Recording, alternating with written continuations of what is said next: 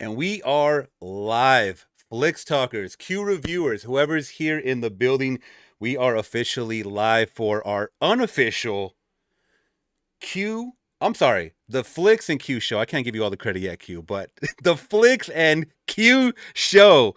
I was actually like kind of playing back and forth, and I'm gonna introduce you in 1 second, boy. Like I was really playing with it, like in my head, like what sounds better, Q and Flix, Flix and Q. It sounds better, Q and Flix, so we might have to switch it. I just wanted to check really quick, if we're live because we're kind of working out the kinks. Okay, it looks like we are live on YouTube, guys. Shouts out to everybody. Jump in the chat if you guys are ready to talk about some Diddy, the reckoning. So that being said, I want to introduce my co-host.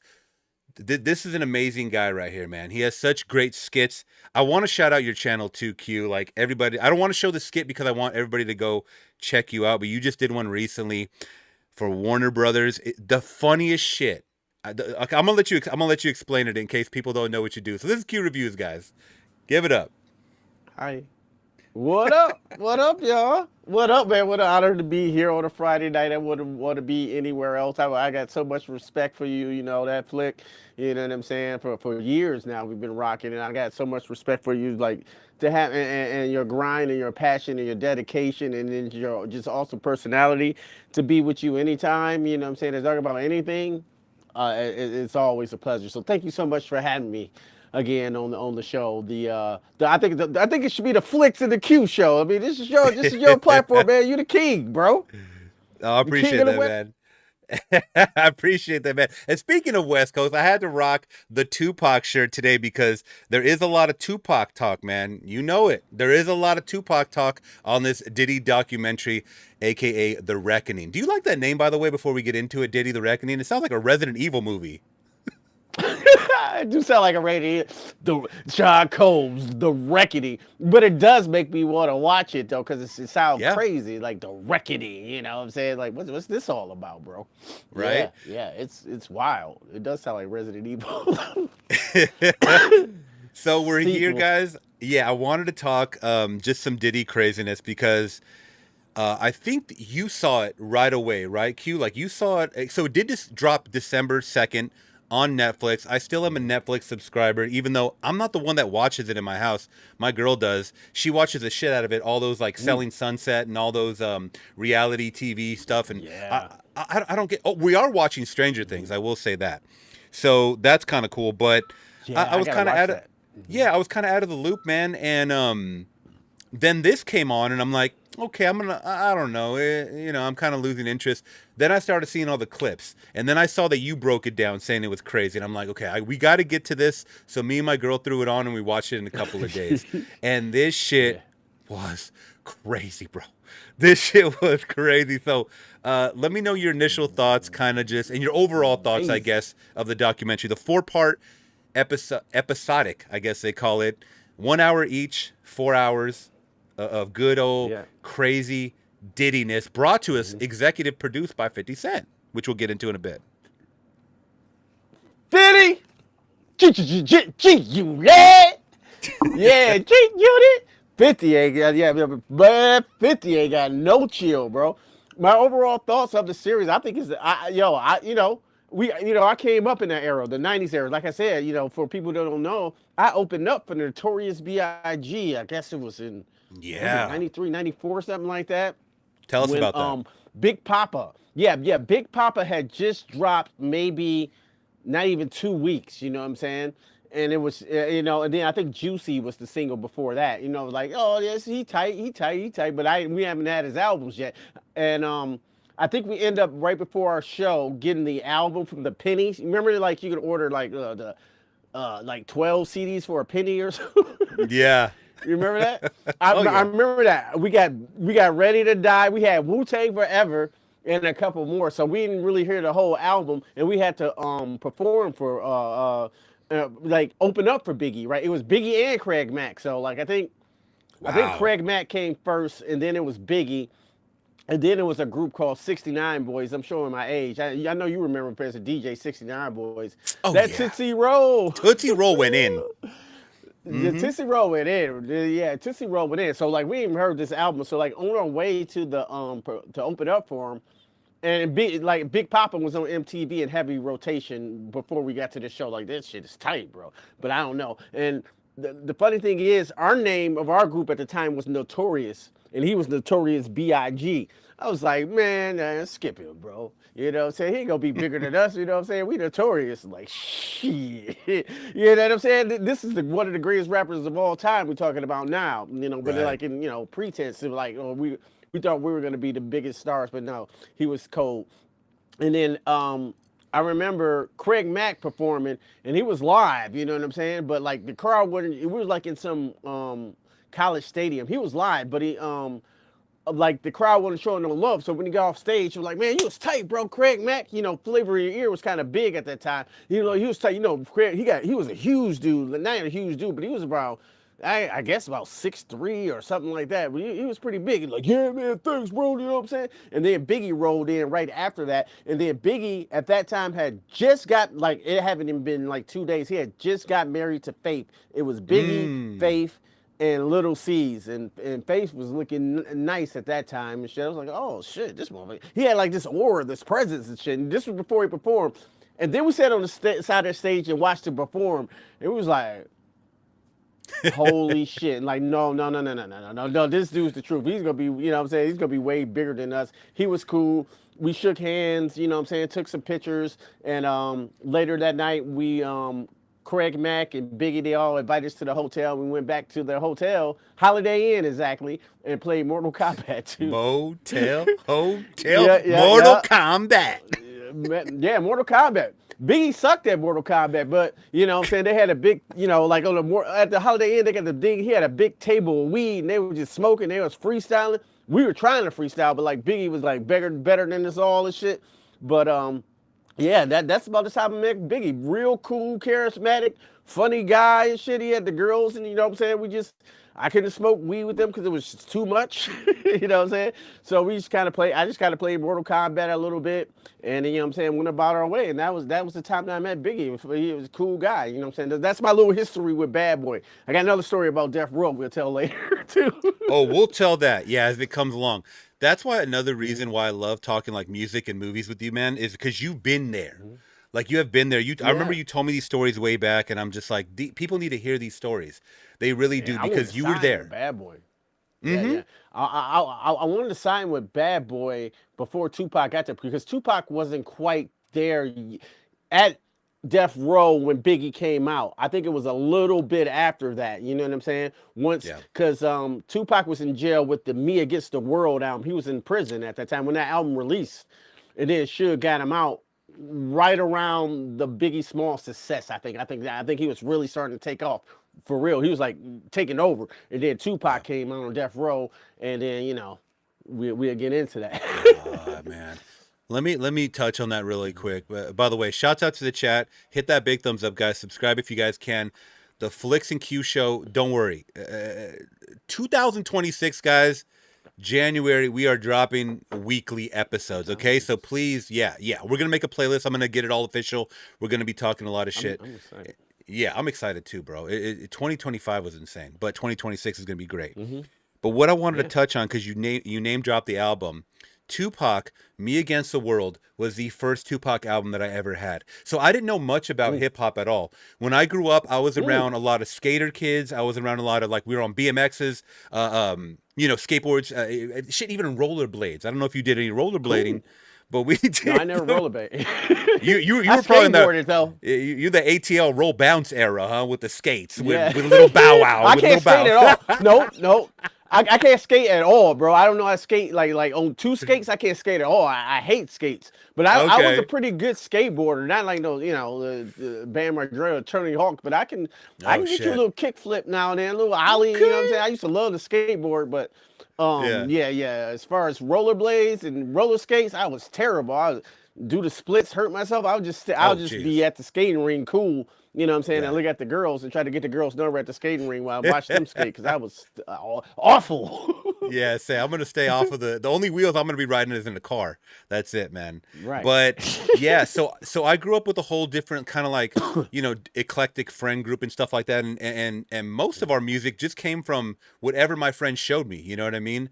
And a lot of it was punk music, metal music, like rock music. That's kind of what I grew up with. I like it. But when I came home, it was crazy. You would think like, so I'm a Hispanic. You would think like Hispanic music or something like that. My mom was really into Motown soul, like oldies Motown, the 50s and 60s of like the Temptations and all the like the girl groups they had and stuff like that. James Brown was really heavy in our house and stuff like that. On my dad's side, yeah, my dad was into, well, what is now classic rock, but back then it was like 60s, 70s rock. So on Saturdays when we would clean up the house, that was our cleanup day. Like the whole family would clean up, right? We would have every style of music that you could think of playing through the house, either on tape deck or whatever was hot on the radio. So the only little bit of rap that I heard was like Tone Loc or like Vanilla Ice type of shit, or like MC Hammer that was big on the radio. You know what I mean? Like the early 90s. And yeah. But I never really Yeah, I would like be like a little kid like dancing to it, but I didn't know, I couldn't digest it. Like I wasn't like checking for the lyrics or anything like that. I just knew it had a good beat. It was fun. This is a part of kind of just growing up. So when I moved, it was more of an area that I moved to where a lot of kids were listening to hip hop music at that time. And it was like 95. And it was a year before Tupac died. I got introduced to Tupac, which is really insane. Me Against the World. And I liked him so much. The crazy thing about that, I don't mean to interrupt you. You got to think about Me Against the World, and before Tupac came out, it was just, he just didn't stop making me. I mean, it seemed like a longer period of time, but he wasn't alive that long putting out music. Tupac came out, I think, around in 91 and died like in 96. Yeah. Think about that work ethic. You know what I'm saying? You think of all these songs, like Tupac been around for 20 years. No, he had a short run, but a powerful one. When was that Digital Underground era? Was that like 90? That wasn't part of the 80s? Oh, okay. No, that was 90s. That was definitely like 90, like 91, 92. You know what I'm saying? And then about 93, you had 93, 94, you had about Me Against the World, because Tupac had Tupacalypse Now. And then it was the one with I Get Around on it, strictly for my, I don't know, I can say it, whatever. And strictly for my niggas, and Tupacalypse Now, and then it was Me Against the World, then All Eyes on Me. You know what I'm saying? Okay. It seemed like it's within that short period of time, so that's crazy. I gotta say, I know this is about Diddy. I mean, it is about Tupac too, because the whole second episode is about Tupac and Suge Knight. Man, I was heated. Let me tell you, because I know you're in Michigan. When All Eyes on Me came out, that shit was an event for the West Coast. I know it was for hip hop, but for the West Coast, we played the shit out of that double. I think that might have been the first time I ever got a double disc CD. I don't know, but that shit was crazy, full of bangers, bro, full of bangers. And that was when he had signed with Suge Knight, and that was a big deal. Yeah, I think All Eyes on Me is my favorite Tupac album. I think his better work is on Me Against the World, though, if that makes any sense. I mean, that it's just incredible, but like, if I want to listen to some, like, if I want to listen to some pop, I that's my favorite album, because everything, it's almost a non-skippable album. You know what I'm saying? Well, I was gonna make a video about that, non-skippable albums, and All Eyes on Me is one of them. Even Me Against the World, really, both of those too. So like, yeah. So I feel you, bro. Awesome story about you growing up with all that awesome music. I kind of had the same experience.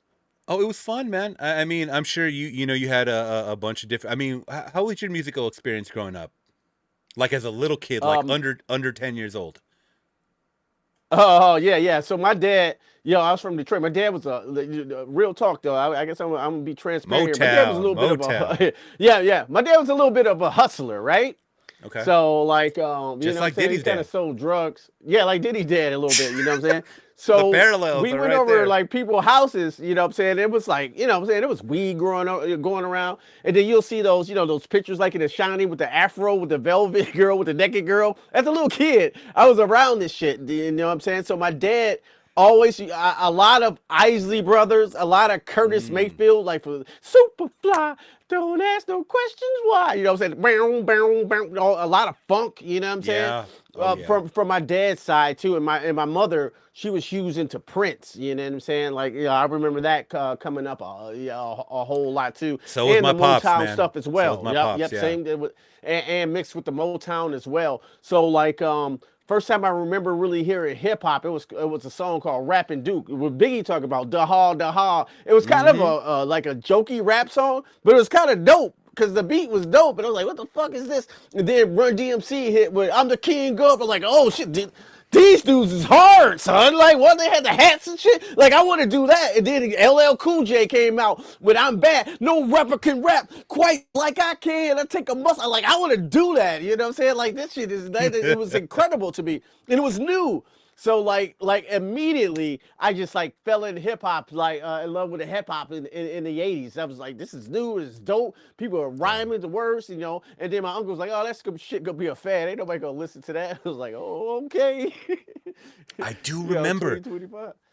I do remember my uncle and a lot of the older heads saying the exact Mm-hmm. same thing. You heard about this thing Mm-hmm. called rap? Like, this is like, this is not gonna last. Like, it's like a fashion. Mm-hmm. It's like when fashion, changes every season or whatever. They thought that's what Mm-hmm. it was gonna be like, man. That's Mm-hmm. crazy. Yep, Um, I remember my uncle saying that. Yep, he's like, this is just a wow. fad, you know what I'm Yeah. saying? And then going to the 21st century, like, oh, is it still a fad? Right. Okay. Mm-hmm. Right. And I mean, we've seen the progression of hip hop, obviously. I still think that our era, I know you're a little older than me, but I still think that our generation of hip hop is the best. And I mean, for me, it's going to be 90s, 2000s. Um, would you You're say the right. same, or are you going to say, okay? Because I know the late 80s had bangers, KRS-One, Queen Latifah, MC Light, all that That stuff. was all And right. Yep. even Ice Cube, Yep. late Ice Yep. Cube. So, Yep. so Yeah. Yeah. I say the 80s was the great genesis of hip hop. I say the 90s is the best era of hip hop. The whole 90s into the 2000s, the early 2000s is the golden era of hip hop. It wasn't about like how it is now. Like, you know, people got these weird, computer, like that Zap and Roger thing. Everybody does the same thing and everybody talks about the same thing. And the part in the 90s, you just had to be dope. You know what I'm saying? They got that from the 80s and then they sonified it in the 90s. Like, okay, Wu-Tang, you had Wu-Tang over here, you had Outkast over here, you had Pac over here, Biggie over here, you know what I'm saying? E40, it was everybody as a collective. And all they yes. really cared about was, could they rap and who was the dopest, you know what I'm saying? And that's what it was about. And they music, Mm-hmm. the Fugees, you know what I'm saying? And they music personified that. So like that's why I think that era of hip hop right there, it wasn't about the money. The money was better in the 90s, but it wasn't about, you almost got like a TikTok. I hate to say it, like this TikTok version of hip hop now that everybody want to do the exact same thing. And in hip hop, that was completely the opposite. Everybody wanted to be different. Everybody wanted to be better than the next MC, or, you know what I'm saying, have the dopest beats, the rhymes, you know what I'm saying, and do it in their own way, you know? Mm-hmm. Yeah, and I think that's what's missing in a lot in hip hop today. Not completely, but a lot. Yeah, Yeah. no, I totally Oh, agree. yeah. I always find myself like stumbling upon these musical reaction pages where it's like Gen Zers or like kids that are like in their 20s, early 20s that are discovering. Like yesterday, I was watching them. They were. It was two a girl and a guy. Listen, you could tell they were hip hop heads, but they had like their face would look like Blueface, where it's all tattered up and shit. And they were Mm-hmm. listening and reacting and dissecting Wu Tang Triumph Mm. when that video came out. That was like the first ever rap music video that had CGI. It was like $1 million budget. Mm-hmm. Yep. I remember And million I dollar still budget. to Yeah. this day know all those verses word for word from beginning to end. Yeah. Even Yeah. That's ODB's part. cold. Yeah. Got You the know what I mean? balls. Go Like, see me. yeah. I rest in peace to ODB. But like and it's great when they can appreciate it because they're like, yo, they even say rappers are not like this nowadays. Mm-mm. So at least they Yeah, acknowledge that's it. true. I mean, a lot of them just kind of follow the trends or whatever, and then like, Yeah. you know, they just think that this is how hip hop is today, and this is. But no, no, no, no, no, no. If you type in 90s hip hop, 80s hip hop, 2000s hip hop, this is when you start to Mm-hmm. see the changes through the decades. You know what I mean? Mm-hmm. And then you even got They like were you, elevated. Yeah. yeah, and then you got West Coast hip hop, down South hip hop, East Coast hip hop, Midwest hip hop, like 3 6 Mm-hmm. Mafia or something like that. You know what I'm saying? Like, well, Mm-hmm. they're not down, but like Oh. they even have their own style of like dance, like jukin. I don't know if you've seen jukin. That's a whole style of Yeah, dance where Jukin come from. Oh yeah, it's Jukin is Memphis Jitten hip comes hop. from Michigan. Yeah, yeah, yeah, yeah. I Okay. think Jitten is from it's Michigan. Yeah, and Jukin is Tennessee because I used to live in Tennessee too. Yeah, So I've yeah. seen a lot of videos because I was just like searching like some Project Pat shit, and then I see these young kids dancing to it in this way I've never seen it. And I'm like, this is fucking awesome because I grew up on 3 6, I grew up on Project Pat, I grew up on No Limit, like I grew up on Cash Money, like Mhm. all this shit was Yeah. like really like bringing it back to me, you know. And then of course, you know, you have gangster rap, which is kind of like I feel like gangster rap and lyrical hip hop probably have the longest lasting. It's really weird to say that because Mm. with the rise of Mm. like, I don't I know did we forget this is the Diddy podcast, but like no, we're Yeah, getting off on a we hip into a hop whole hip talk. hop thing. I'm cool. Yeah, yeah, yeah, yeah, yeah. No, Yeah. it's okay. It's okay. We'll get into it, guys. Don't worry. But what I was going to say is what I've noticed is that when people started really taking notice as far as like the general public of like this is crazy music that you got to watch for like NWA and they're the straight out of Compton type shit. NWA. Yeah, that's when they were like this is Mhm. they're quote unquote gangster music, right? And when it's Mhm. like they were just talking about what was going on in the environment around them, which you can still say Mhm. that's kind of like what's going on today, just with different beats, and it sounds different. Mhm. But everybody's, for the most part, talking about their surroundings or things that they notice in the current state Mhm. of whatever's happening, because every year it's changing, right? So there's always something new to rap about, I guess, you know. But in the same vein, you also got those that are just very lyrical with the wordplay, like a Nas or like I'm Mhm. trying to think of what's your favorite lyrical MC? I don't know. Eminem. Eminem. Okay, yeah. Eminem's great with the wordplay. Eminem is the coolest rapper ever. Yeah, yeah, of Mm-hmm. course. Yeah, yeah. Shit, Biggie, Nas, of course. Shoot, if we're gonna go to like your Pharoah Monch is cold. You know what I'm saying? Yeah. Not a lot of people know about him. I think he's cold. I think he underrated. Race 5'9". I mean, it was like a lot of. I'm a big fan of lyrics. You know what I'm Yeah. saying? How they, because I think that's like genius work. If you can put rhymes into a pocket and make them all rhyme, you know what I'm saying? And this, that, and the other. Right. I think that's like a Jedi art form in itself. You know what I'm saying? I really appreciate lyricism or just real good MCing. Period. You know what I'm saying? Mm-hmm. Yeah, yeah, yeah. Yeah. Ice Cube's great lyricist. You know, Yeah. 1000%. Let me Kendrick. let me actually boost my mic up a little bit. Yeah. Kendrick is. Oops. Okay. Now I went up a little too high. There we go. Check. From the Check. Check. Grammy. Check. Okay. Yeah. I Mm-hmm. love Kendrick. I saw something. I'm not even gonna. I don't want to go off on a side tangent, but it was about Kendrick. But Kendrick needs to drop a fucking album, another album. That GNX one was not. That was like a little filler album for the West Coast. But he needs to drop Yeah, something in early 2026. That's all I'm gonna say. But yeah. let's get into the Diddy stuff, guys, because that was a long introduction. Um, Yeah. We like talking hip hop sometimes. I'm I sorry, love, dude. I I know. love. Yeah. We could do a whole like growing up a hip hop podcast if you would like. I would love it because Yeah. so Whatever you much. like to talk about. You were in the music industry. I spent a huge chunk of mine. I was a DJ for a rapper out here, so I saw all the ins and outs and all the drug shit that Mm-hmm. happened, all the foul shit that happened Mm-hmm. behind the stage when we would perform, Mm-hmm. all that crazy stupid shit that happened, and like people not I getting love to hear that. paid, Yeah. people getting beat up, Yeah. this and that, like. There Yeah. is so much that people online think that they know, but until they've been there, like you or I, they have no fucking clue. You know, Oh yeah, and yeah, yeah, yeah. It's crazy. Yeah, it's crazy. and Yeah. music documentaries like this really shed light onto Mm-hmm. what really happened or what is still currently going on. Mm-hmm. Unfortunately, Yeah. What um, really happened? Yeah. so Because it let's was talk dirty about it. back then. Oh my goodness. Oh, it Yeah. was Let's get into it, especially with sir. no cameras, no audio devices or anything like that. People could Yeah. like Yeah. not a, recently people started recording people with their fucking iPhone in their pocket. Just like I'm gonna record this whole Right. conversation because you ain't gonna fuck me out of Yeah. money. You know what I mean? Right, too. Yeah, yeah, yeah. We didn't have that shit back in 98. Yep. No, hell no. Crazy. So that being said, guys, um, let me just check some stuff on Diddy, my. Diddy, Diddy. Oh, that's what's going on. Okay, test, test, test. Dirty Diddy.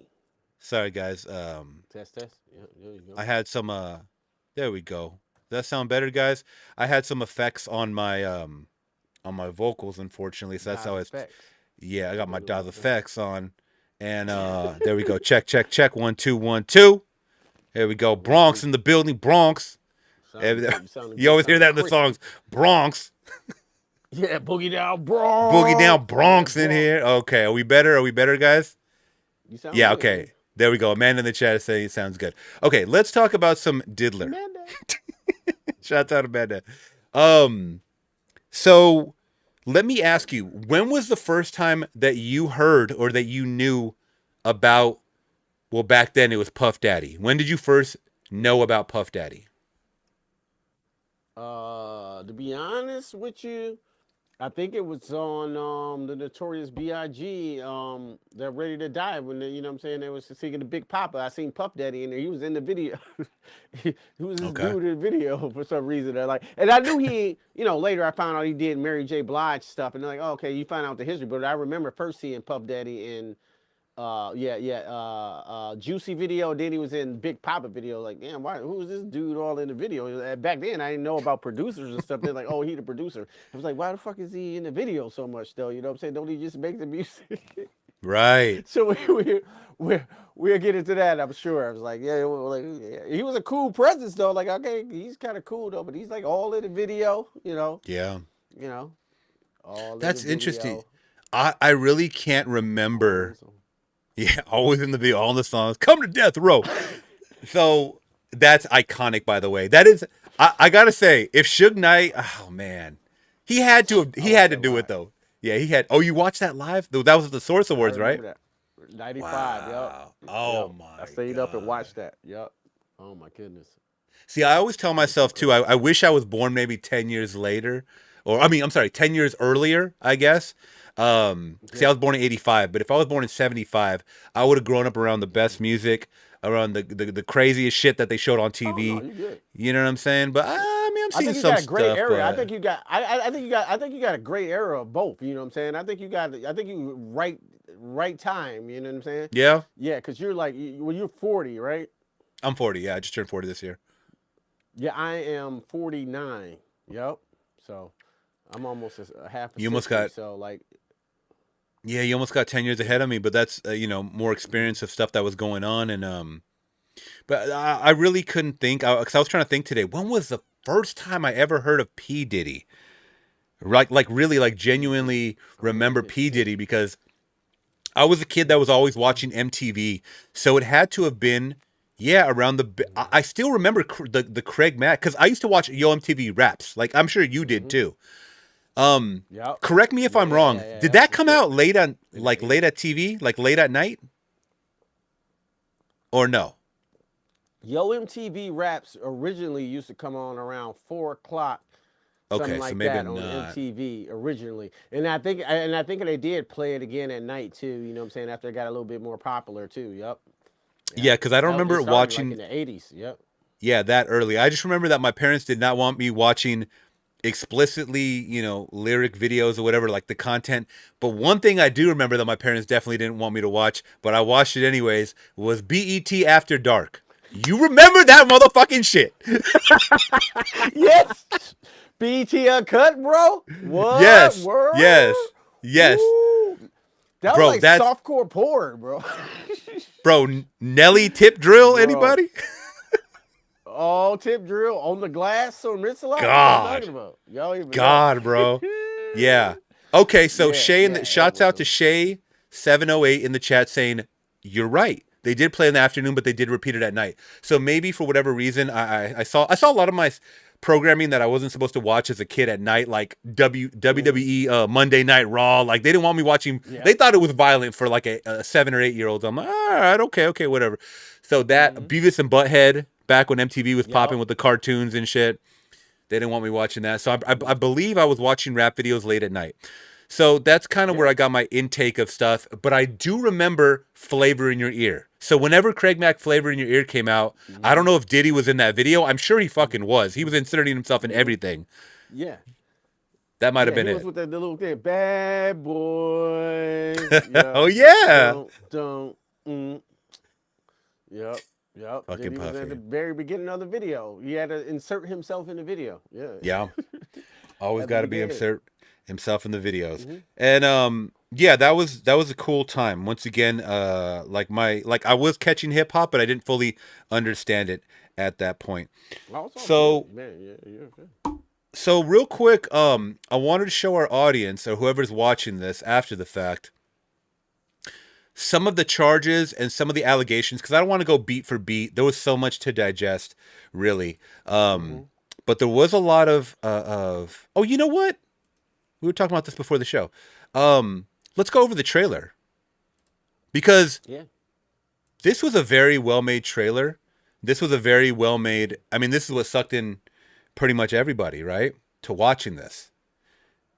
Yeah. So After I heard 50 was doing, I had to watch this shit. yeah, and the 50 thing really got me. The 50 thing really got me. So let's Yeah, because 50 petty.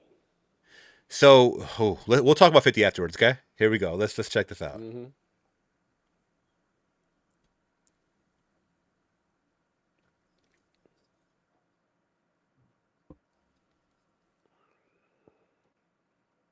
Can you guys hear it in the chat by the way? Let me know if you guys can hear it or if it's muted.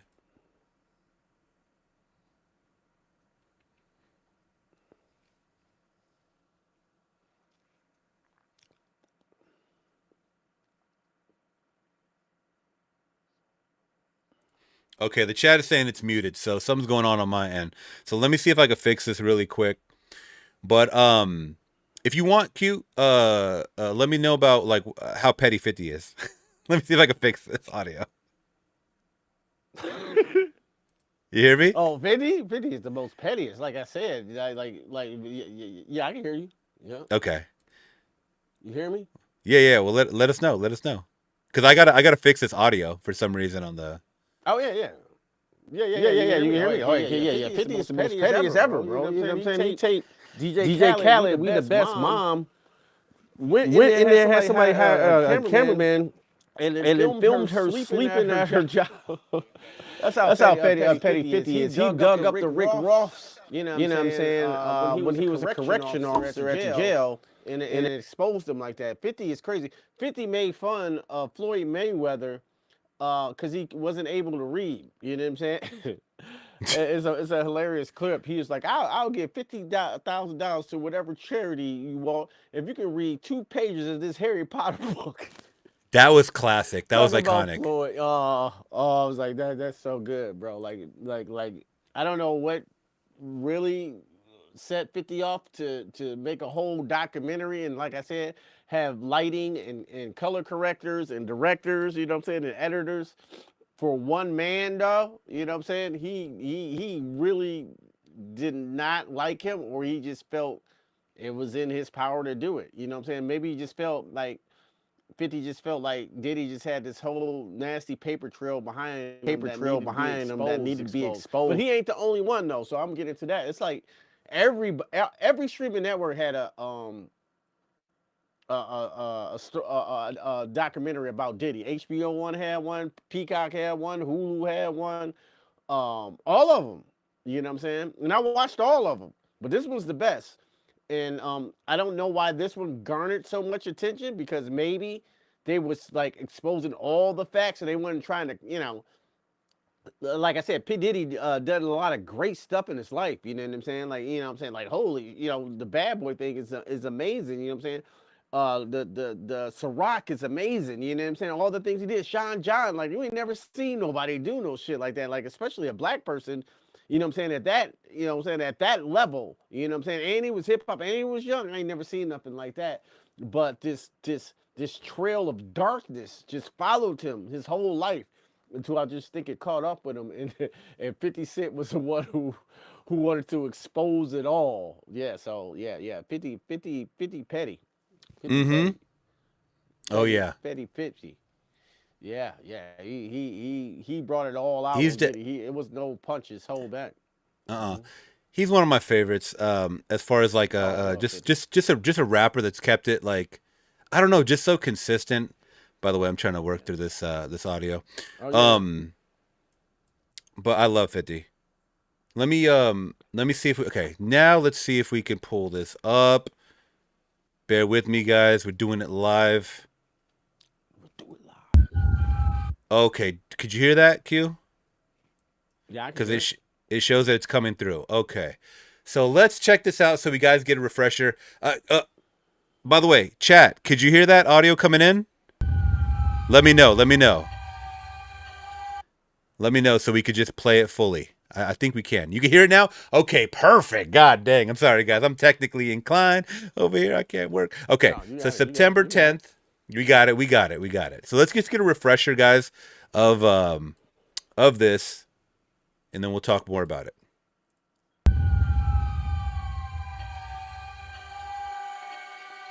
We have to find somebody that'll work with us that has dealt in the dirtiest of dirty business. We're losing.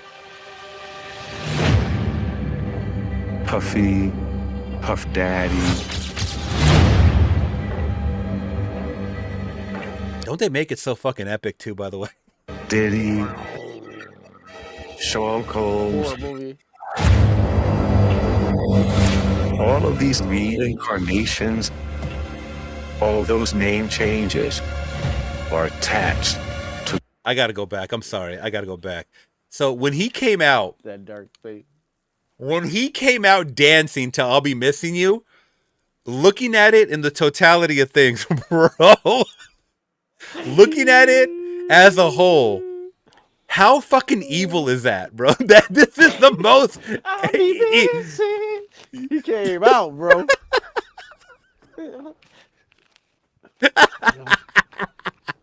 He was getting it, son. Like, is he really feeling it, or was he like dancing on his grave, bro?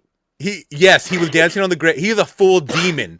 He is a full demon. I'm sorry. I just wanted to talk about that because everybody that didn't watch that live was like, this is so fucking nuts. This is so crazy. You know what I'm saying? But yeah, and then I was gonna say he got some Liberace shit going on right here. I didn't even notice how crazy this outfit was. The black flower or black roses. Yeah, that's a. Anyway, all right. Let's. I'll play the rest of it. I'll play the rest of it. All of these reincarnations, all those name changes are attached to really bad deeds. Everything in life, you're gonna have people that are bad and people that are good. You have to choose your side. Yeah, you a bad motherfucker. You are a bad, evil man. You are a bad, evil man. Seems like the Conjuring, the new Conjuring movie. Put fucking Diddy in that fucking room where Annabelle is, bro. Motherfucker was Annabelle, huh? Yeah. So put him in that crazy. room, oh man. Yeah. Yeah, he was nuts. Diddy devil. So let's see. So what I wanted to talk about also next to besides 50 being a fucking mastermind is that Yeah. what did you think about the whole episode? Because we got the whole breakdown of, you know, where he came from, and they always say this, and they've been saying it as of recently too, is that you know, you end up with these bad seeds, so to speak, when there's a lack of fathers sometimes in the house. And you know, I come from a family divorce. You know, I didn't separate. We didn't separate from, you know, my dad when I was too young. I was about 9 years old, but still, I could tell it definitely had an impact on me. I'm just speaking from my personal experiences. I know people that didn't have a father and they grow up to be fucking Michael Jordan or something, some shit, right? But I'm saying my personal experience. When my parents separated at 9 and I only saw my dad on the weekends, I turned really rebellious. I stopped caring about a lot of different things because I'm going to be honest, I didn't have that authority figure telling me not to do that. My mom did the best that she could raising 3 kids on her own when I was 9 years old, and you know, and my younger siblings, they, you know, probably dealt with more since they were younger. But there's only so much, and once again, this is my personal opinion, there's only so much that a mother can teach a man or a young man. And this is a situation that we dealt with in the first Diddy episode where it talks about him losing his father because I forget the full story. Do you remember that? Did he get shot by another rival drug dealer or? Yeah, he got killed. Yeah, he got killed. I think he had some dealings to do with Frank Lucas. They didn't really go into like why or what happened. He died, but he definitely got shot and killed. Yeah, you know what I'm saying, over some something. Some drug shit, probably. It wasn't. Yeah, it was definitely some drug shit because he was a drug. Yeah, he was like a little. I think he was like, he wasn't like the kingpin, but he was like a worker. You know what I'm saying, for Frank Lucas, from American Gangster. Yeah. Wow, I don't even know that. So that definitely shaped him, and like I said, I mean that's just the things that I've noticed that will shape you as a man, possibly. So the second episode I really wanted to kind of tap into because that's the one where we start talking about Diddy getting into more of the music side role. They also mentioned that he wasn't pulling the ladies as far. They kind of alluded to that he was not attractive enough to pull ladies. So he had to surround himself with the rappers and be like, yo, I'm a big fucking deal, basically. I'm a big deal, and I'm putting, rappers on. I'm gonna start my own label and stuff like that. And he was notorious for stealing girls. So what I'm talking about is from stealing them away from people that were already like somebody's girlfriend or I don't know if they were wives, but I'll Be Sure was one victim for sure. Also, I believe I'll Be Sure talked about. I think I'll Be Sure talked about that Suge Knight was his bodyguard at one point, right? I think it was I'll Be Sure. So. Yeah, I think so. Yeah. I'll Be Sure. Yeah. I'll Be Sure. He was. Yeah, he got Kim Porter, right? That was Kim Porter. Yeah, that he took from I'll Be Sure, right? And then also was it Craig Mack's girl too? I don't know Craig Mack girl. Craig Mack girl, she wasn't that cute. But well, there was a maybe it wasn't her. There was I'm saying maybe it was one of his exes, not the one they were interviewing. I think it was one of the exes. Oh, probably so. Yeah. I know it was I'll Be Sure. No, we talking about Eric Sermon. Yeah, he was mad at. That's EPMD. right. Yeah. By the way, were you surprised that they had Eric Sermon telling all these stories out of all the hip hoppers? Yeah. I did not think Eric Sermon was in the mix this month, and I love Eric Sermon. I love EPMD. I didn't know he was in the shit like that because I didn't even know that they were even hanging out together. Yeah. You never heard of no collab with Eric Sermon, EPMD, and Diddy. I started thinking about that. I started thinking about that. I'm like, yo, why haven't I heard a collab with Eric Sermon and Diddy? Ah, there we go. That's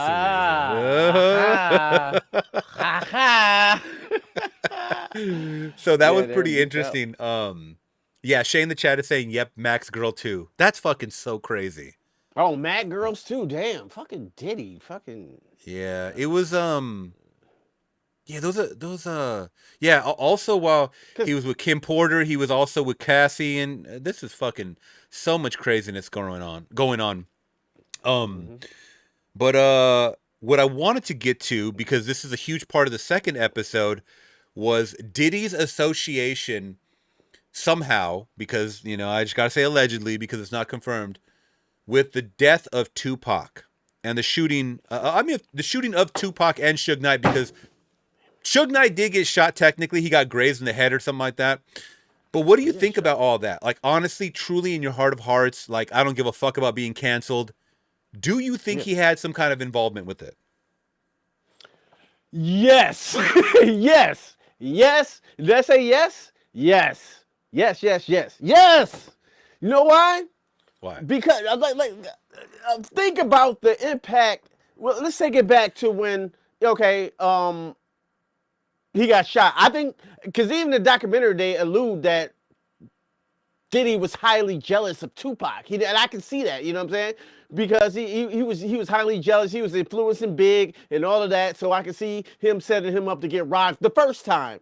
Now the second time, Hit 'Em Up had came out, and Hit 'Em Up it was so disrespectful to his whole label, to himself. I think it hurt Biggie even more than, it hurt Puffy even more than it hurt Biggie. Like Biggie, he did probably have sex with his wife, the whole thing, Faith. I believe that because Faith was getting around the industry before that, and we won't even get into that. But she was kind of promiscuous.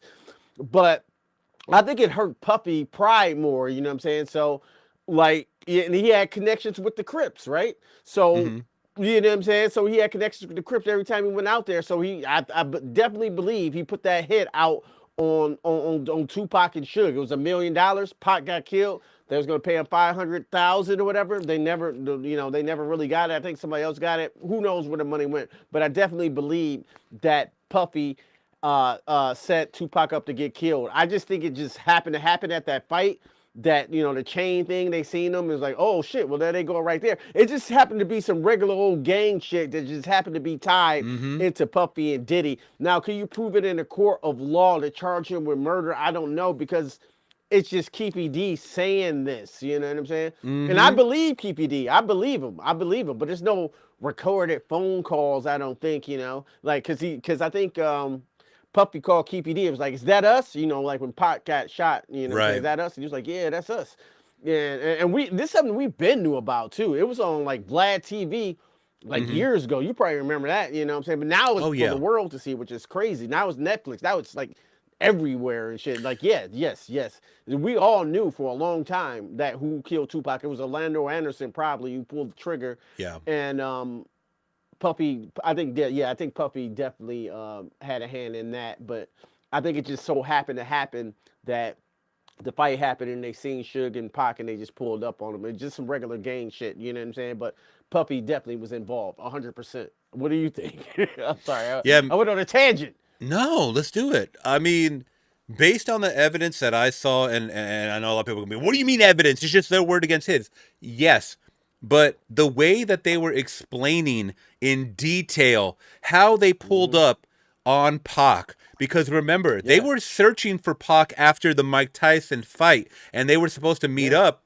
Well, they knew that they were going to meet up at Club 662 or something, which Craig Mack was also performing at.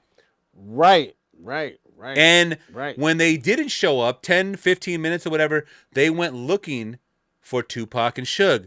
Now, ironic that the two women that walked up to the car to go, oh, hey, Tupac. I mean, Tupac was a big fucking deal. This was like the prime. Yeah. This is prime Tupac. This is all eyes on me. This is all eyes on me, Tupac. This is the biggest record in the world. You know what I'm saying? This is in the world. Pac is the hugest star in the world at this time. You know what I'm saying? In 1996. I mean, he's the hugest star, you know what I'm saying, on the planet. So everybody knows Tupac. And why would Keefe D, why would he just lie and make some crazy random story like that up? It just doesn't make any sense. You know what I mean? The Vegas shit makes sense. That's his cousin.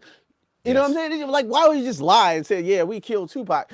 Because he thought he had immunity, you know what I'm saying, when they recorded that, because he was on he got caught for some other shit, you know what I'm saying? So that was a very interesting part too, is when they said, we're going to be recording, but whatever you tell us cannot be used against you. Basically in a court of law. I've never heard of that, but for whatever reason, he spilled his guts after that. And he told that story that was very descriptive. Now, if you guys have not been to Las Vegas, this is a city in the fucking desert. There ain't nothing out there, okay? Like, watch the movie Casino, Martin Scorsese. They talk about how many fucking bodies are buried out there in that desert because it's hundreds of miles of nothing, right? So you got this small city, comparably to other cities, in the middle of nowhere. Now, there are so many roads and things happening that to search for someone and to just catch them like this on a whim or like just being tipped off by these ladies is fucking unremarkable. Like, if they didn't do that or if they turned down the wrong street, Tupac could still be alive right now. You know what I'm saying? He said that. He said that. Yeah, if that girl didn't say nothing to Tupac, he would have got away. Yes. And I love how Keefe D goes, I mean, I don't love it, but it's just funny. He goes, they're like, well, what did you do after you killed Tupac? And he goes, we went back to the hotel and just smoked weed and drank liquor. We got high, bro. We smoked. Like, it wasn't, these gangsters, bro, they kill people all the time. It's just like, it's like, you know what I'm saying, a Wednesday to them to kill people. They'll go fuck if it's Tupac or not. You know, they probably got hired because it was Tupac, but these people probably, You know what I'm saying? They really gang banging. You know what I'm saying? Like you Yeah. touch one of theirs. You know what I'm saying? You out in the LA climate like that. When I went to Death Row, I was out in the LA climate, and I ain't have no idea. Like, you know, I was in Compton. It's like It was I had a crazy, Red yeah. Wings jersey on. Like, oh, bro, you can't wear that here, bro. You tripping? Yeah. It was like, what are you talking about? I was like, oh shit, I forgot. You got to worry. Yeah. When you go to certain areas, you got to worry about colors. You got to make sure, you know, about checking in. You got that was the thing that they were talking about back then in the documentary too, is that you got to check in, you got to tap in basically. That if Puffy was flying to the West Coast for whatever reason, he needed to link with someone that can protect him, and that's where all the Crips got involved. That guy Zip, and then Keefe D and all. Yep. So when they started breaking that down, I go, this is very plausible because they're naming some people that are connected. You know what I'm saying? Yeah. Yeah. So yeah, exactly, and that's extortion. You know, like the gang bangers that's a little bit of extortion because like, oh, you gotta check in. They probably dropping some cash so they have to be safe, right? You know, while they're in their city. That's what I think. They do the same thing here in Detroit. I think Rick Ross was talking crazy, and we got a big gangster here called Trick. You know what I'm saying? He's tight with Eminem, and Rick Ross was coming here, and he was talking crazy about, I don't know who, something like that, and then like they wouldn't let him perform. They blocked off all the gates to Rick Ross so he couldn't get in. It's like, you gotta check in, bro. yeah, Yeah, he couldn't perform tonight. Look that up. Yeah. that tap in shit is real, like amongst all cultures, like white guys, black guys, Hispanic guys. Like if you are in that gang territory, that tapping in or checking in or whatever is a real fucking thing, and you could lose your life over it. But some guys feel that they're above it. You know, I don't gotta check in. I'm so and so. Okay, all right. You're still made out of flesh and blood, just like you know. Lost their life. Yeah. Exactly. So I wanted to go over really quick before we get into some more Diddy thoughts. So I just kind of compiled, well, ChatGPT, I don't want to give myself credit. ChatGPT compiled some run-ins with the law or like actual convictions of Diddy, starting off all the way from the City College Stampede, which we did see. Can you see that on your screen, by the way? Yeah. Yeah. Okay. Good. Cool. That was a huge part of. They even said in the episode, this is how a lot of people found out about Diddy, is because of this city. Now, I didn't know about this. Did you ever hear about this, like on the news growing up, or? No. Actually, I didn't really find out about this till I started watching the documentaries about. Then I heard about this. I probably went to early down. I was like, damn, I didn't even know about that. Yeah. I didn't even know about that, to be honest with you. That was crazy, and you know what? It really took me back to the Travis Scott Astroworld, where there was that it wasn't a stampede, but it was like called something when it feels like a wave when you're in the crowd and they're pushing you back and forth, and you know people couldn't breathe and they were dying. And the sad thing about that thing is that was an all ages show, so you had kids that were fucking I think 13, or I think the youngest was like 13 or something like that. It was very young. And you know, so when they showed this, and it says that 9 people died and injuring dozens. You don't really think about it, and I'm sure Diddy was like, "Yo, this is like people want to be here." Right, but when people are running through a small enclosed space, especially when I think there were stairs involved and stuff like that, people fall, they get pushed, and they get. I mean, look, remember all the Walmart Black Fridays when they would open up and people get stampeded on? Yeah. That's just crazy, bro. I've been fucking crazy. Like I ain't been stampeded, but like I've been like ran over by a bunch of people. Like, you know what I'm saying? Before that shit is not fun, bro. Yeah. So unfortunately, that City College Stampede in New York happened right after Christmas in '91. So that was kind of his first run-in with you know, he apologized and stuff like that. I don't hold that against him. I don't. I don't. I was about to ask you. No. I don't hold him that against him, because he is maybe the event coordinator. He has not. I don't think he had anything to do with, you know, the security. Well, maybe he did. I don't know. Maybe I'm giving him too much credit. But there's a lot of other people behind the scenes that have to deal with security and the building protocol and also the capacity. You can only let in a certain amount because, you know, it can get dangerous like it did. I heard they broke down the doors, though. People broke down the doors like zombies. Yeah. Like, you can't do that. You know what I'm saying? That probably would hurt people. It's not 100% his fault there. I don't want to give... Yeah, we'll give Diddy credit, but like, yeah, it's true. I don't hold him. I agree. I don't hold him completely accountable for that. Yeah, I mean, people get excited and they want to get in. Also, do you remember at the end when they were interviewing some guy? He goes, "Tickets were $12 and they couldn't get in."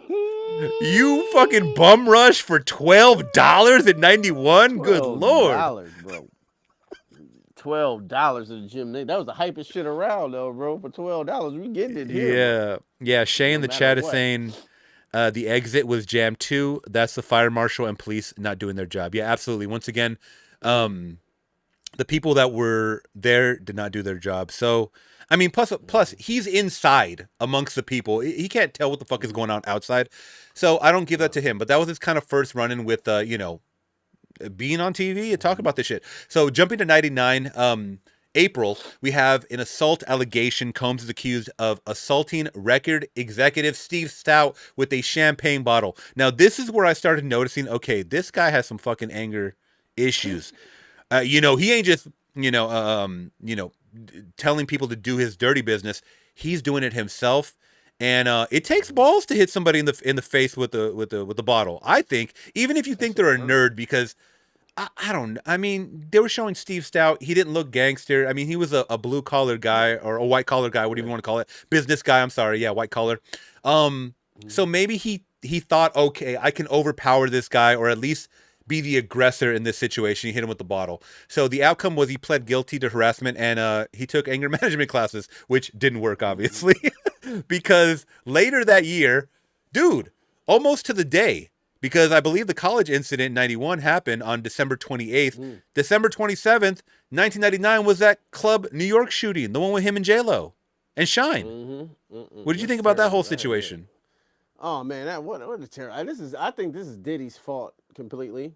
Yeah, well, Sean shot too, but this is Diddy's fault. I honestly believe about this story, because I heard about another story. I heard the whole story on another documentary. Some dude was just like some flashy dude, like, I got money too, fuck you, you know what I'm saying, throwing money in Diddy's face or whatever, and kept antagonizing him. And Diddy pulled out a gun and shot, you know what I'm saying? And then like shootings happened, and then Sean pulled out his gun and shot. Where the girl got shot in the face, I don't know, but like, Diddy, what did they say? Hand shot first. Diddy shot first, and what's fucked up about it is Sean had to do think about it, a decade in prison for it. You know what I'm saying? Covering up Diddy, he had to do a decade in jail, in prison. Because of him, when Diddy was supposed to go to jail, but Sean took the rap and he let him. You know what I'm saying? He probably gave him like $50,000 or something. That's what I hear. Yeah. Real quick, did you ever hear that song Nas, "Purple"? It's on that album, The Lost Tapes. The Lost Tapes. No, I don't think I heard that one. Okay, the amazing album. But check it out, by the way. He has a line in there where he says, "I hate how Diddy did Shine with different lawyers."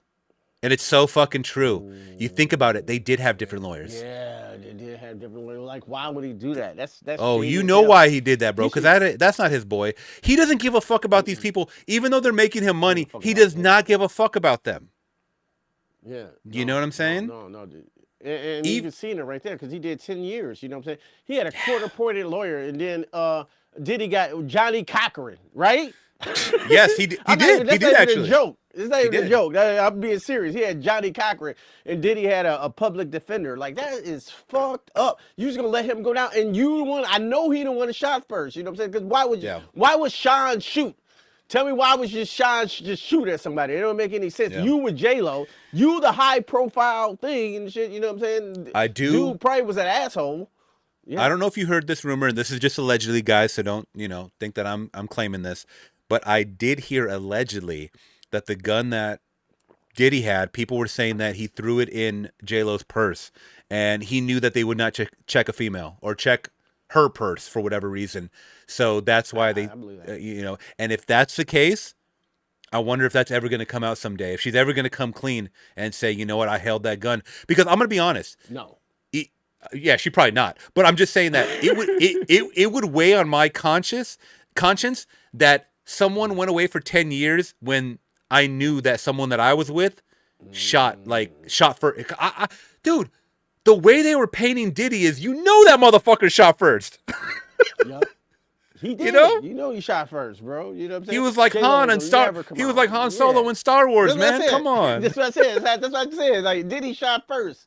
Yeah, he definitely shot first, and he seen Goodfellas and tossed the gun in J-Lo purse or whatever. They knew they were gonna check a high-profile J-Lo if they got Right. away, and you know what I'm saying. And yeah, J-Lo is a part of sitting Shine away for a decade. It was fucked up. You know what I'm saying? That You would. think about it. I'm still Jenny from the block. You Uh-huh. bitch. Shit, I'm Jenny Oh, with the with Jenny with the Glock. Jenny with the Glock. I'm telling you, these Hollywood elites, man, will do anything to save their Shit. career, and she's another Yeah. one who I'm gonna be honest. Okay, I love J-Lo. She's beautiful. She's beautiful for her age, but Oh yeah. I've seen a lot of videos on her as well about her musical career, and she is not a saint. I'll just say that she got other people that sings on her songs and shit, and she passes them off like she's a singer. I'm just gonna say that. You guys can look it up if you guys want. Like Ashanti, yeah, She's a Milli Vanilli. Sung all J-Lo songs. She's yeah, a Milli she sung Vanilli. all her shit, and then like Christina you know, Milian. Christina Milian, yeah. you remember her? She did too. yeah, of course. Yes. Yeah, she might be. an artist, but, you know, She might be a Milli Vanilli a little bit, but it is what it is. People are gonna call us haters. Yeah, she's fine. I mean, she's fine, but Yeah, I couldn't deal. Like, like she's beautiful. She just seemed like a person you couldn't be in a relationship like 10, 15 minutes with her. Like, I gotta go. Oh, you know no. what I'm saying? I can't. Like, No. you'd say like you're a diva. You know what I'm saying? I'm just saying. Yeah, all respect to Jenny from the block though, but you know what I'm saying? They were together for a reason. They kind of had. I mean, you know what I'm saying? You got to do something right to be relevant 30 years after the fact, or damn near 30 years after the fact. So Right. Combs was acquitted of all charges. Excuse me. Shine was convicted and in prison. So 2000s to 2010s, multiple civil claims and settlements involving employment disputes, harassment, and business conflicts. Details vary. Most settled without admission. So this is when people start coming out of the woodwork saying, hey, you fucked me on this, or you literally fucked me probably. And, this is when all the crazy shit was happening at Bad Boy. I think like people that probably left, you know what I mean, that were only there for a few years or whatever, then they started filing disputes. So 2015, we got, there was a UCLA incident. Do I know about this one? Combs is arrested after allegedly assaulting a football coach with a kettlebell at UCLA. His son played there. Do you know about this? I don't know. I ain't never heard of that one. Yeah. That's Bro. new to me. Okay. Kettlebell. You ever heard of kettlebell, bro? Yes. I used to work out at the CrossFit with them. Oh, yeah. So he's hitting people with bottles and kettlebells. Yeah. What a hurt, fucking... bro. Like a champagne bottle. The end of a champagne bottle hurt. Oh, yeah. Brett went to prison for like 6 years for that. Remember that? Like she busted Who out did? her girl teeth. The Brett tat, so No, she did? Funkified. Yeah. Oh, Yeah, you remember that? She funkified. went to prison. Yeah. Man, that was another era, bro. So Def was killing it, man. Mm-hmm. Shit. Yep. Um, Brett went to prison. I didn't know about that. The outcome is felony charges dropped, no conviction. Of course, he could have got a felony for that. That's crazy. And that, oh man. Okay, well, it doesn't elaborate how. That's that fucking money. Okay, so 2023, I think, is where most people that aren't our age were like, "Who the fuck is Diddy?" And then they all saw the video, right? They all saw the video, and I think it's universally. It's universally accepted that beating women is not a good thing. Is not a good fucking thing, right? Especially when it's on camera and you're kicking her while she's already on the ground. So November 16th, 2023, I remember CNN, they obtained this footage and it was a big fucking deal. I saw it all over Twitter and yada yada. Do you remember they also said, oh, we can't provide that footage because we lost it or something? CNN tried to say, oh, we lost the tape. Give me a fucking break. You lost the tape. What the hell does that mean? How does CNN lose the tape? Like, you order tape. Your whole establishment is the tape. Like, how do you lose the tape? Yeah, bullshit. Yeah. Yeah, I remember they were trying to go back and forth saying they lost tape. Okay, so Cassie files a civil suit alleging rape, sex trafficking, physical abuse physical abuse, coercion, and drug facilitated sex over many years. The outcome was she settled within 24 hours. Now, do we know the exact amount? I might have to ask right now, but I don't know. I remember people were throwing out numbers like 50 million. I don't know if that was ever confirmed. Or no, I'm sorry, not 50, but 20 million. 20. See, it was like I heard 20. yeah, 20, something like that. And I was like, Jesus Christ, like that's insane. But this is what 24 hours. yeah, within 24 hours. So That's crazy. this is what I want to deep dive into, because obviously we get the federal raids, and then we're up to speed on what we know now, what he's going through right now, which we all know. Obviously, he was acquitted for two of the charges. He actually got convicted for 2 counts of transportation to engage in prostitution, which is the Mann Act, MANN. Okay.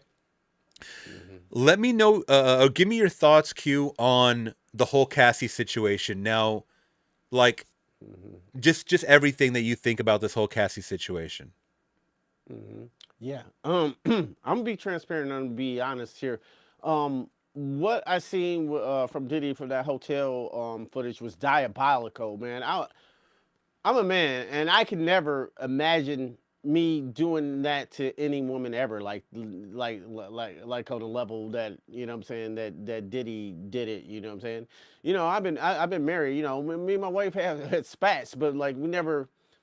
What I'm saying, hit each other, like it's been points of like, hey, you shake like, hey, calm down, she'll be calm down, but it's never been to the point that like I'm running down the hallway in a towel and I'm kicking and I'm beating a woman and stumping her in the head. That shit was crazy, but it wasn't shocking to me at the same time, because I knew the track record of Diddy, so I've seen like, okay, I seen the footage, like, oh yeah, so now you exposed for the world to see how what I'm saying, devious and evil you are, because at this time, the people who know, you know what I'm saying? If you don't know, now you know, you know what I'm saying? Man. So like we knew this track record was going out. It was only a matter of time before it came out. Like I said in my video, it's almost like that R. Kelly tape, you know what I'm saying? We've seen the tape a decade or so before, maybe further than that. It was like, we all seen it. It was like, well, this is terrible, And when it came out on that documentary, that they said that it was true, and he got in trouble. But we seen it and we knew, and we heard the stuff about Aaliyah a long time ago, back when it was happening. You know what I'm saying? But now that it's on CNN and the whole world sees, now you see what type of evil thing he is. Now with the Cassidy thing, too. They were into some strange toxic relationship. I think Diddy was doing horrible things into her. He probably groomed her, you know what I'm saying, and to manipulate her to do his thing. But I think Cassidy, at the same time, she wanted part of that fame too. She wanted the trip. She wanted the dime. She wasn't like kidnapped in the room and shit. She was still going back to him. And then if you see the text messages, she's kind of with it, you know what I'm saying? She's like, you know what I'm saying, like, we want another freak off, and they were doing all type, the wild stuff with the freak off dude, keeping their semen and spreading themselves, like some wild sex shit. And that is not against the law, right? Whatever you do in your sex life, it's crazy as it is, as long as it's not breaking barriers, whatever, it's weird. Their sex life is fucking weird, and you know what I'm saying, they Diddy was chasing after blowing up cars though, but like raped, I don't know how far that goes, probably, you know what I'm saying, in some sort of capacity though. Like it's a terrible toxic relationship, but I don't think for the racketeering charge you can't put that on just Diddy, you know what I'm saying? You just can't do it, you know what I'm saying, because it's not factual, you know what I'm saying? What's factual, they were hiring prostitutes and they were having freaky crazy sex and doing all type of drugs. But that's not really, I mean, it's criminal, like with the prostitution thing, but it's not like, you know what I'm saying?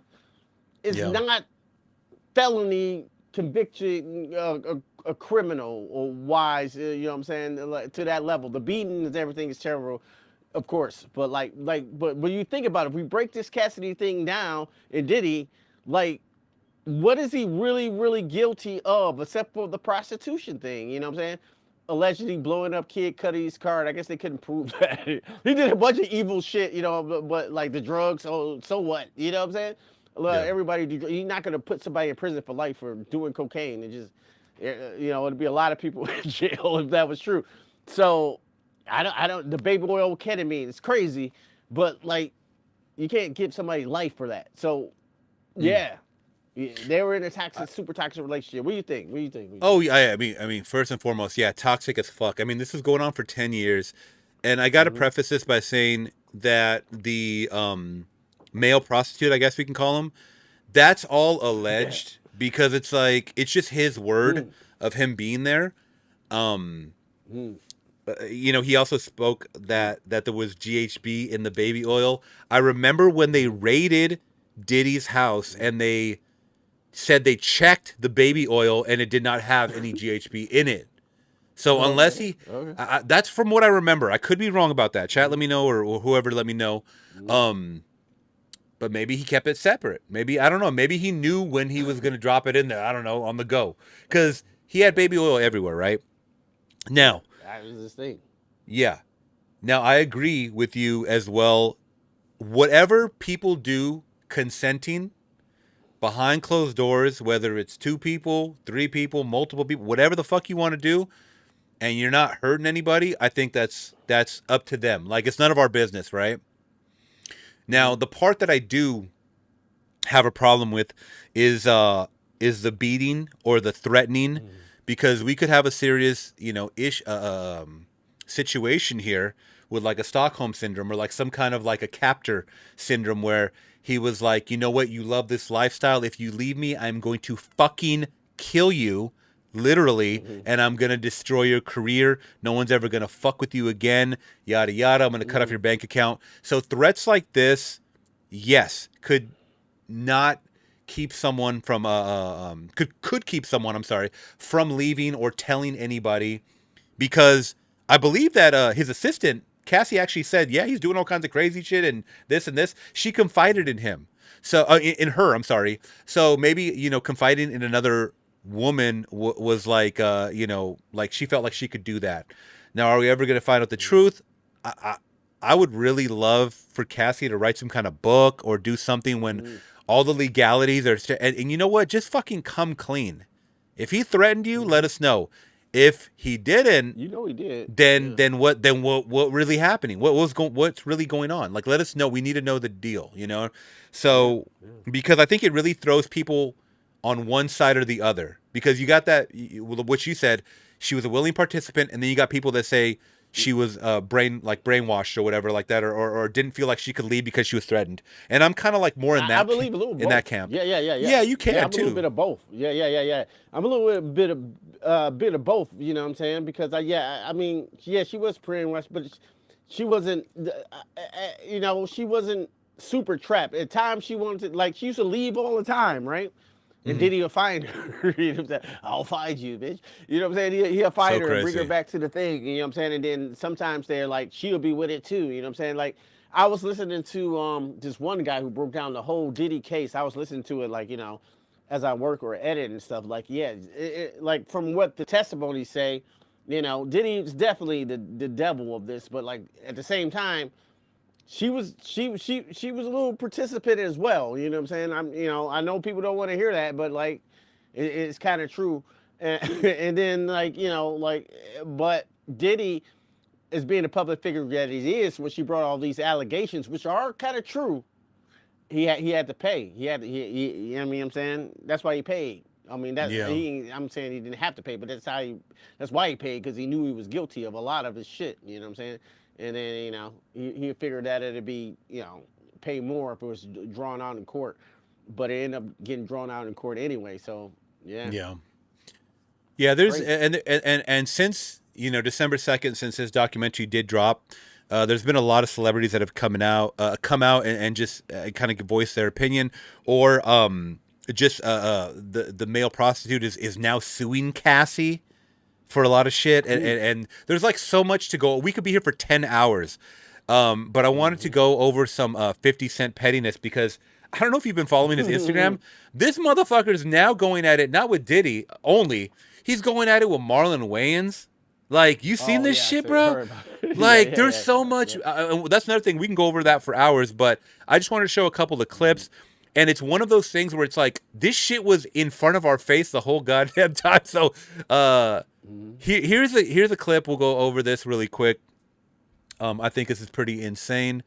Let me pull this up real quick. Hold on 1 second. And 50 gets petty with it. Like you said, man. 50 gets fucking petty with it, bro. Yeah, he get petty. Like, he's the biggest troll ever. But it's hilarious, too. He's like a good troll. Like, who would make a documentary to troll him of it? It's crazy. And a good one. Yeah. 50. 50 a demon. Rap. We just need him to troll. Let Eminem do the rapping dissing. You just do the troll. That's so crazy, bro. All right, let me see if I can play this. Let's see if this is working. All right, let's see if you can hear this audio. Hopefully you can. Yeah, let me see. No, it's not playing the audio. Let me share this tab. Yeah, but the thing about let me see, how does this Marlon Wayans? Oh yeah, Marlon Wayans said some sideways shit. Watch your karma, right? Yeah, I remember. Yeah. Say it again. 50, like, you know, don't kick a man when he's down or something like that on some type of interview he did. He wasn't defending Diddy like he said, but like he, you know. He was giving. Oh, here we go. Oh yeah. We'll get into that, but check this out. This is an old clip from the Breakfast Club. I used to like Charlemagne too. He's becoming a little weirdo now. Let's get into this. I don't like 50 him no came more. up here and he was giving you flack for the asking Fab to party. So he'll ask you to play the clip, man. Play the clip, man. Go ahead. Why won't you party with me for your birthday? We partied for my birthday before. You came to my party. No, but me and you ain't never really party, you know what I'm saying? I asked 50 about that. And he said you did the same thing to him. You asked him to take him shopping. Yeah. I thought he needed some clothes. What? I'm a nice guy. Yo, I mean, Why are you and Fif just... Hey, yo. Why y'all got... Hey, yo, I don't have no beef with... Okay, this is before like pause culture. Is it before? No. No, people were saying. I mean, we grew up with like no homo or like pause and shit like that. So it's like, how does Diddy not think that this is fucking weird? I asked him to go shopping. If I call you up, hey Q, let's go shopping. I'm gonna buy you some clothes, Q. Let's go. You're gonna be like, why does this man want to buy me some clothes? Yeah, it's gonna be. And then he tells Fabulous, yeah, we partied, but we never partied for real. Like, what the fuck does that mean, bro? How he said it too, like, but we ain't never really partied. Like, what the? Yeah, fuck? bro. It's weird, bro. This is So weird. weird. Bro. So fucking weird. And you know, Fabulous keeps like, it. Yeah, Fabulous ain't about that shit. No, and 50 ain't either. Like, what the fuck you mean you gonna take me shopping? This shit, like I said, this shit might be all over. This whole documentary might be over because 50 said, Diddy said he was gonna take 50 shopping. This documentary could be all about just petty like that shit. I don't know why. Who knows? He loves me. He loves me. Y'all can't see it. I mean, y'all can't see it. Oh, yeah. You can't see that he loves me. But see, you really, hold on, you really think that's hate? When you really break it down, you've been out here a long time. You know he loves me. I don't think he like it. You know he loves me. I don't think he like it. Okay. But why not? Y'all both... I say things to the borderline like, oh my God, you're in trouble. You got close when he offered to take you shopping. Yeah, you see, Amika's in the same shirt. He's out there in the same shirt. This is not Photoshop.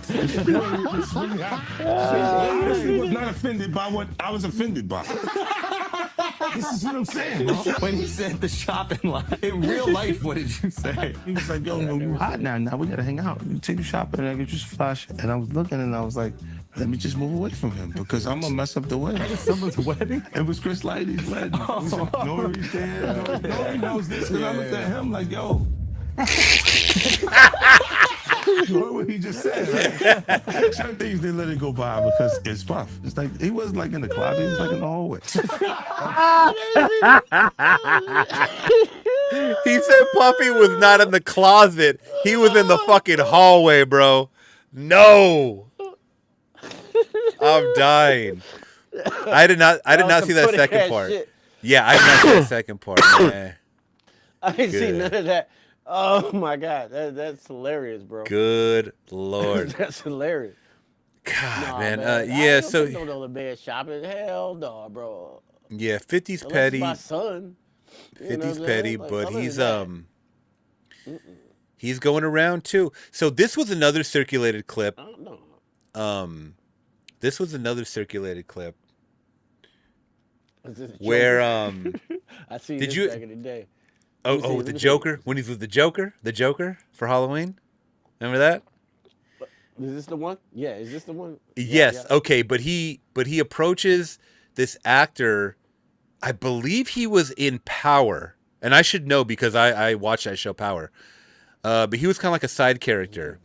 So I'm gonna set this up. Okay. This one I didn't really pay attention to or remember. A couple of years ago, Diddy goes out as Joker. Now the whole thing was that Diddy always dresses up. He goes all out for Halloween, right? Now, That was a good Joker. he went in. He went in all the way. He had even had an entourage of like, remember with the Joker with the clown mask and stuff, the Nolan's Joker. So, Yeah. excuse me. So he goes out and he approaches this guy, but he's like very aggressive, but also joking, like jokering. You know what I mean? And the guy gets pissed. Like he wants to fight Diddy, and Diddy tries to like, I don't know if he's drunk or what, but check out the level of like balls he has of like, almost like you can't fuck with me because I'm like the real Joker. Listen to this. Yeah. You yeah, him. Just cause I said that. You're a clown! What's up, baby? What's up, baby? What's up? What's up? You don't like me? Then motherfucker get to it. If you don't like me, you motherfucking front, get to it. Don't fucking play with me on Halloween. I'm out here. See how his voice changes? He goes from Joker to like Diddy. Yeah. He's like, you don't like me, don't play with me. Let's Don't go play then. with me on Halloween. Yeah, don't play. Also, did you notice he had a fake gun in his hand? That's Don't like, play I with mean, me on it could have been Halloween. it could have been a real gun. He had that gun he was dragging on the floor right now. I don't know if you saw that. He starts tapping a gun on the floor. Look at the bottom of the thing. He's tapping on the cement a gun, but I don't know if it's real or fake.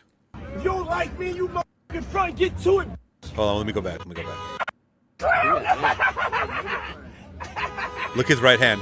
What's up, baby? What's up, baby?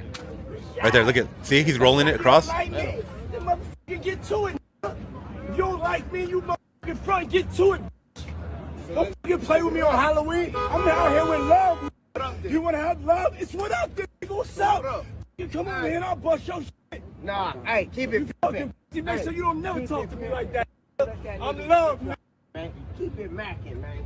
Don't even let him get you out there, man. Keep Keep that that macking. What's up, Keep that shit about that. Man, you got a Keep problem? that macking, You man. really taking over my He energy wanna right hurt you. now? Nah, And don't so- do and it. so what did I do to Don't do it you? for this crowd. Don't do it for What this did I do crowd. to you? Don't You know do who it for I this am? crowd. Do you know who I am? Bro, for what? Bro, do you know who I am? It's all love. It's all love, bro. It's all love, bro. Yo, bro. It's all love. Let's talk. Come here, give me a hug, though. You lucky, though. You lucky. Is this a weird exchange or what? Like, I don't know what's It's happening. so weird. Like, He got are they mad, though. gonna Yeah. fight or kiss? I don't understand. Like, did the guy not know that he was Diddy or Probably not. You know what I'm saying? But he was tripping. Like he was tripping though. Like Diddy was tripping. Like yo, you know what I'm saying? He wanted to fight. You know, like do something. Like this dude was really on the piss. Like what the fuck are you talking about, bro? Well, let's do something. You know. And then he flipped it into like, you don't know who I am. I'm Diddy, so he didn't have to have Yeah. a physical altercation. I think. You know. I'm really about that. look at. Okay, so this is why I wanted to show you this. So it looks like they're all cool, right? Check out what happens like literally a second after they handshake. You lucky, though. You lucky. You know, I'm really about that. But I love you. And we're together. We're stronger together. You lucky. Come to, yeah, hold on. Come to the after party and change your vibration. Yeah, change your vibration. Change your vibration. When you see your brother, you love. What is that, bro? Like they were gonna fight again. The diddler. Change You your are vibration. change your vibration when you see me. What the fuck is happening? Dinner is a fucking fruit fruit pop, like 50 said, bro. Like, Yeah. this dude it's bizarre, bro. All right, He's a bizarre human being. let's talk about one of the biggest moments of the documentary, bro. Juror number 160. I need to know your fucking thoughts on this because it was just found out that she did know Diddy, or at least she found him at a party, took a photo with him. She knew about day 26. Wait, okay, let me ask you a question. If people are asking, do you know Diddy? Oh yeah, I listen to Diddy's music every so often. Who says I listen to Day 26? That is such an obscure Diddy band. No, I'd never even heard of Day 26 until they talked about him in the documentary. I know 112. I know Total. I know Mary J. Blige. Day 26. I don't know. Danity Kane. Like, you know what I'm saying? Like, who names Day 26? So as soon as she said that, for me, I was like, they should have not had her on the stand. That is a what do they call it? Like a juror. That's crazy. She was a fucking juror in the case. That was a I forget what you call it, but that was they shouldn't have it. It was bullshit. Yeah, it was bullshit. Yeah, she shouldn't have been on a juror. That's crazy. I did not Ain't know that that. nuts? That's horrible. That's why he probably didn't get more than he did. You know, time that he did. And plus they see. I think they was trying to give Diddy for the whole fucking long line of shit he done. You know what I'm saying? To you know what I'm saying, to put him away for a little bit because he definitely deserved it. He deserved more than whatever he got, little 4 or 5 years. You know what I'm saying? But like, I think it was like 3.5. It was like 50 months. 50 months, something like that. He'd be out probably by the end of like next year, probably. Yeah. Terrible. So I mean, there's so much shit, and there's a lot of like unearthed footage, and there's a lot of like conspiracy footage that's like so long. I don't want to, but yeah, Cassie is being sued by the male escort, saying that he had to. I'll play a little bit of this, but once again, this is just like what's kind of what's kind of currently happening with all of this shit. Looks like the tables are turning on Cassie because now she's facing a lawsuit of her own. A man named Clayton Howard says he's one of the escorts Diddy and Cassie hired. Says Cassie gave him a disease, but also claims the model became pregnant with his child, but terminated it without his knowledge. Crazy. Clayton says Cassie informed him at the time that she was pregnant and said she knew the baby was his. Explain to the people why you suing Cassie. Well, I'm suing Cassie because once I became aware of how vast what she was doing was, and I was able to connect the fact that I probably caught chlamydia because she was sleeping with dozens of men lying to me. And I learned a lot more about the law. I realized that for years she manipulated me by promising me money I never got, and basically just overselling a situation that she knew because I was in a less than a desirable financial position that I would go for. So what I'm suing her for is I'm suing her for the actual RICO that the government messed up on as the male victim that she sex trafficked. Because as you might know, it takes 2 predicate offenses in order to be guilty of a RICO, which is a commercial sex act and transporting someone over the state lines for the purpose of prostitution, which the trial totally revealed that she did. She testified to the fact that she personally sex trafficked me. At least it's over to the fact where now I can finally go and obtain some justice in civil court. Well, yeah, that's just a little bit of it, guys. Man, it's so sticky situation. Shouts out to everybody in the chat, by the way. Yeah, oh yeah, sticky. Sticky, icky, icky. Definitely sticky, icky. Sticky, yeah, you beat me to it. Shay in the chat is saying he needs DNA to prove paternity, and that can't happen now. Yeah, I mean, they're going to do whatever the fuck they can to bury that shit. He might be next, man. I mean, he might be. I'd be careful if I was him. So, here's kind of like what 50... You mind if I change my battery right quick?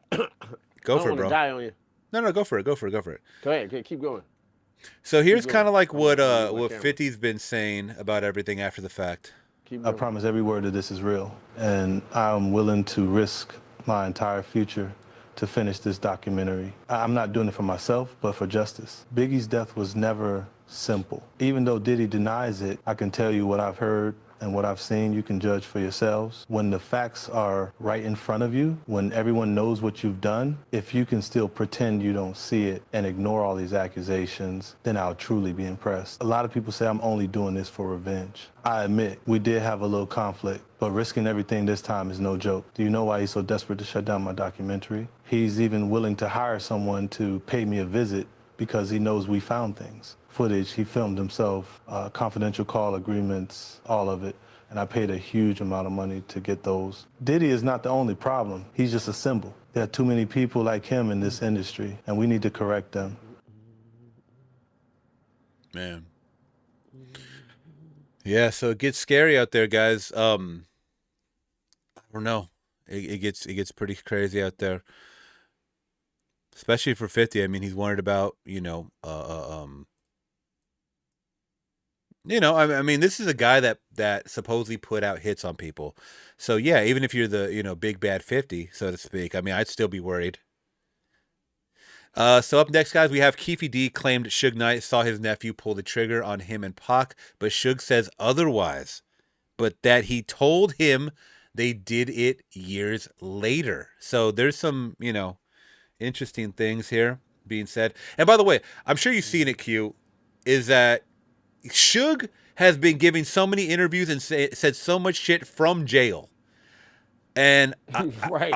I think is he a lifer now? I mean, is he in there for life? Because I know yeah. he ran over to someone and killed him, right? Didn't he? Yeah. He never get out. Suge ain't never get out. You see that shit? I don't bro? think he's getting that. Yeah. I remember seeing that. So I was like, okay, he's got nothing to lose.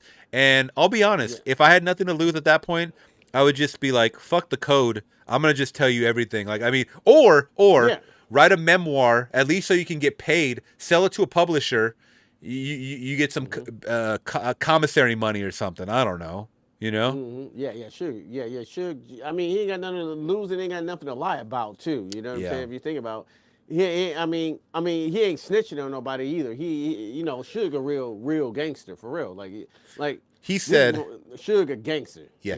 He even said too. They asked him. They go, if you know who killed Tupac, would you say? And he said, I never would. So I mean, he's about the G code and stuff. So, but here's a little clip of something that came out recently.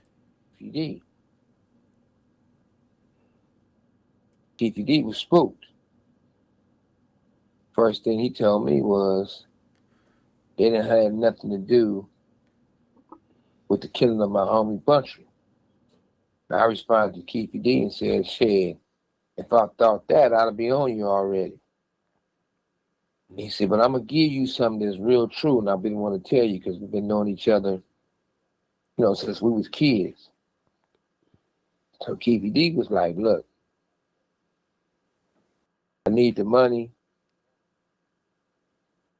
Puffy and them supposed to gave me $1 million. They gave us most of the money, or half of the money. And that's how everything unraveled for is what happened in Vegas.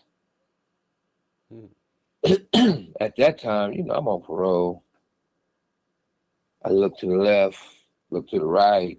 The whole place is packed. So I'm like, I gotta go take a piss. Let's have this conversation in the restroom. He was like, man, I ain't going in that restroom with you. And good thing he didn't, because even though we was friends, but if a motherfucker pays you to kill us, I got a bullet into my skull. And one of the best friends I had ever had in life is Pac. And he ain't here. I'm gonna beat the fuck out that nigga in that restroom. My blood was boiling. Somebody used to always say, but at the same time, I am an intelligent, wise man and a businessman. This motherfucker talks slow as shit, doesn't he? Yeah, but I can't do nothing to him. I might as well get him to ask some questions. Okay, so I'm trying to They do talk understand. slow as hell, don't they? Yes, and you could have Bathroom. if I if I would have This conversation. if I would have repeated that transcript, it would have taken about 30 seconds. But Yeah. so did he told this years later? I don't know. Yeah, this is the first time I ever heard that. Why before, would bro. you tell your friend that you were planning to kill him? My bad. I was gonna kill you, bro. I miss you, but I did get Pac though. I got him, but well, let's continue this conversation. I mean, he did.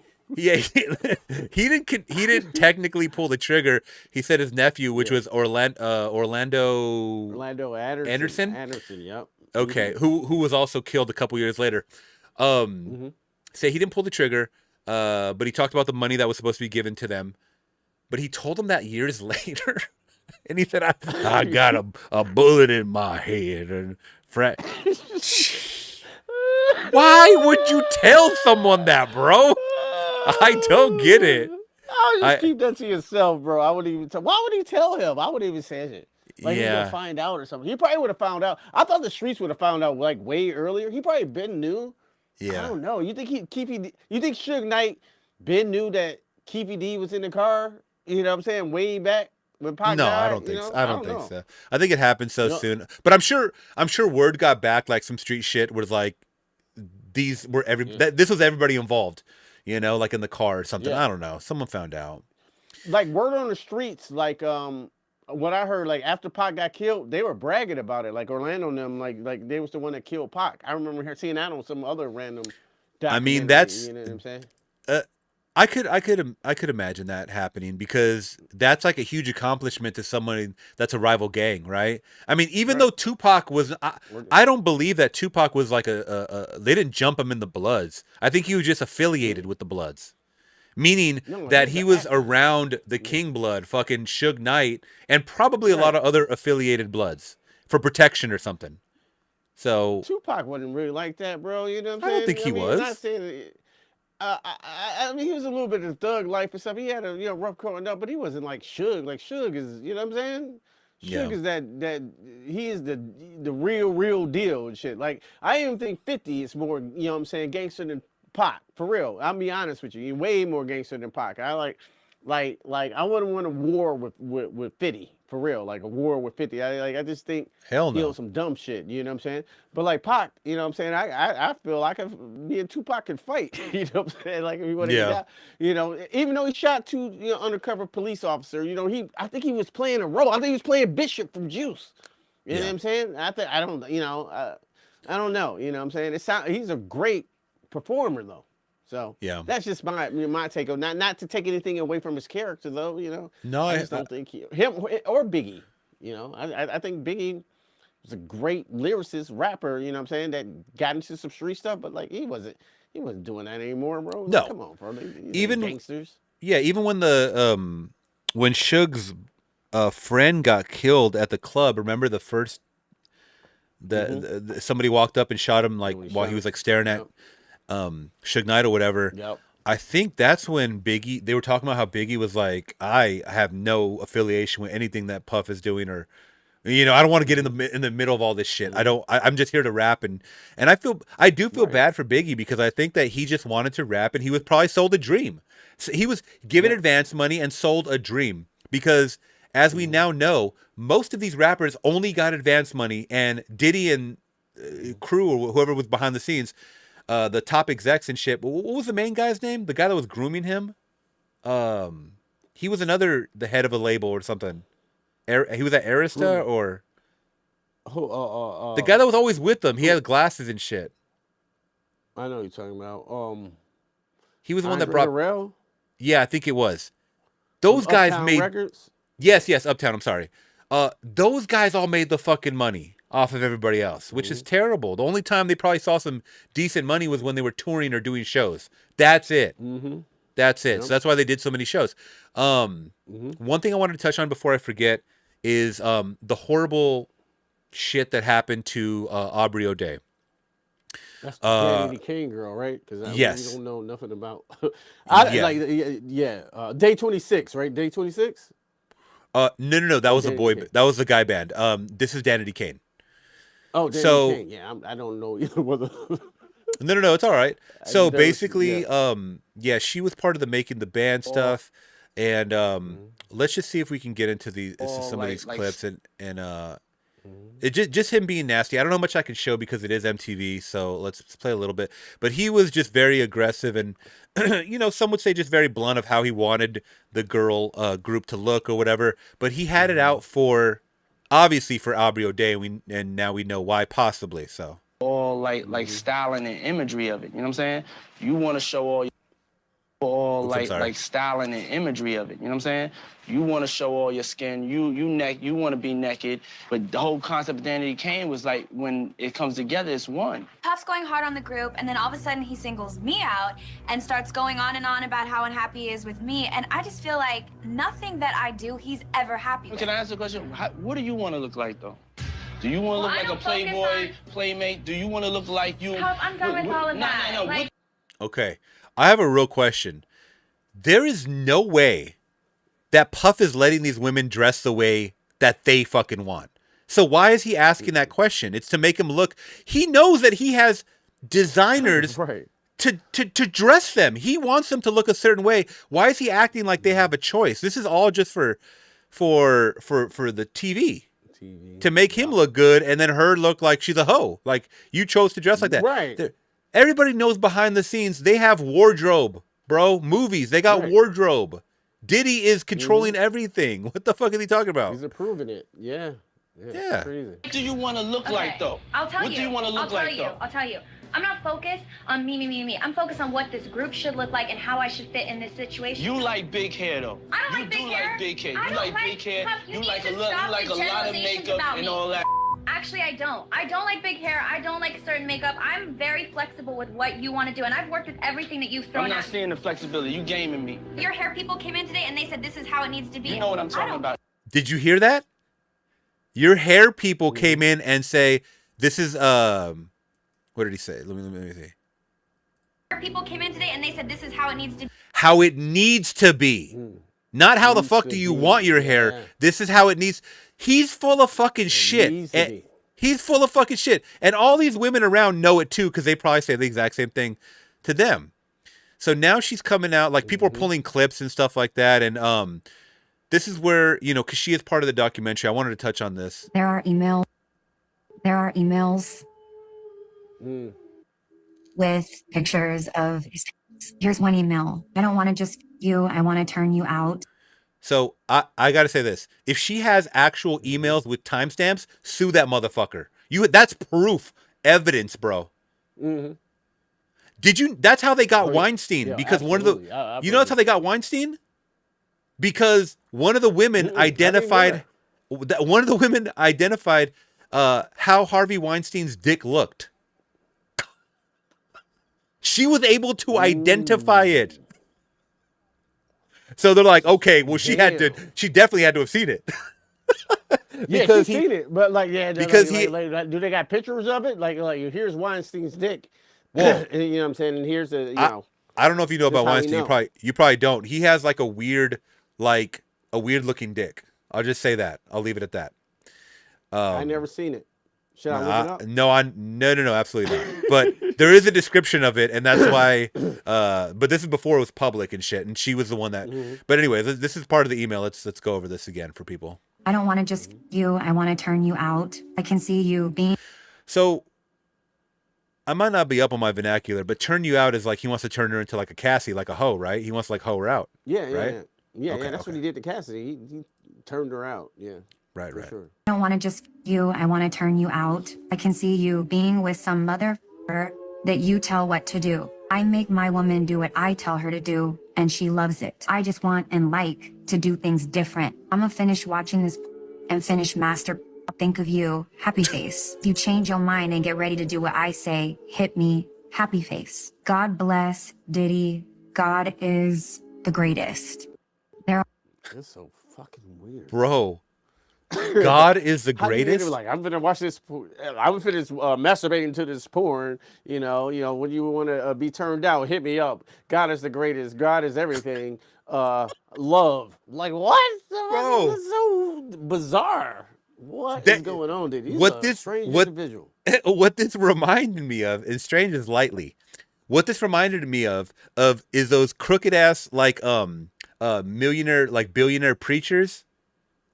You got the devil in you.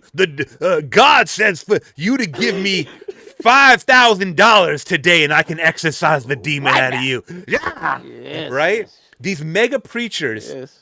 God is good, right? Woo. And it's like preach.